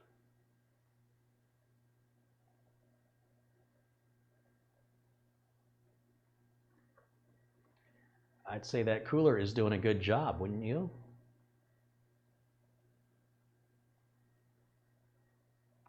If you guys enjoy the video, you can let me know by, I'm going to switch to the main camera for a second. You can let me know by hitting the thumbs up button. You can click it. And if you want to be alerted to any time I post new content, where's that one? There it is. I forgot. Those things are a lot smaller now that I'm broadcasting in 4K. I'll have to fix that. I just realized that. All right, where was I? We were back here. 1 minute left. Matthew Johnstone says, thanks for another wonderful live video, Carey. Always an honor watching your channel. Oh, please. But thank you. Your flattery will get you everywhere. What is your opinion on hard disk Sentinel software? I have no opinion on that. Don't use it, don't recommend it.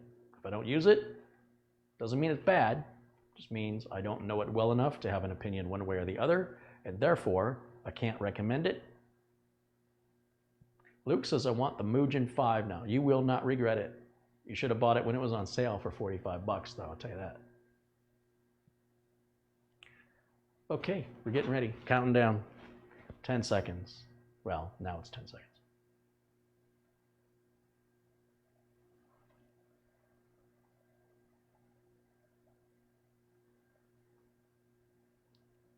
And our final temps, we got 60 degrees. That's it. That's it. Now, let's close CPU Z and let's watch those temps fall rapidly. Watch these temps right here. Watch them. You watching? Test. Stop. Stop. Watch.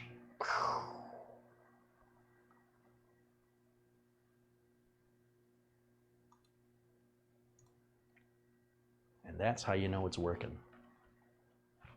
Everybody, thank you so much again for tuning in and sticking with me for the last 3 hours and 22 minutes. I will see you all again on Monday for sure. Well, I expect to. Don't be late.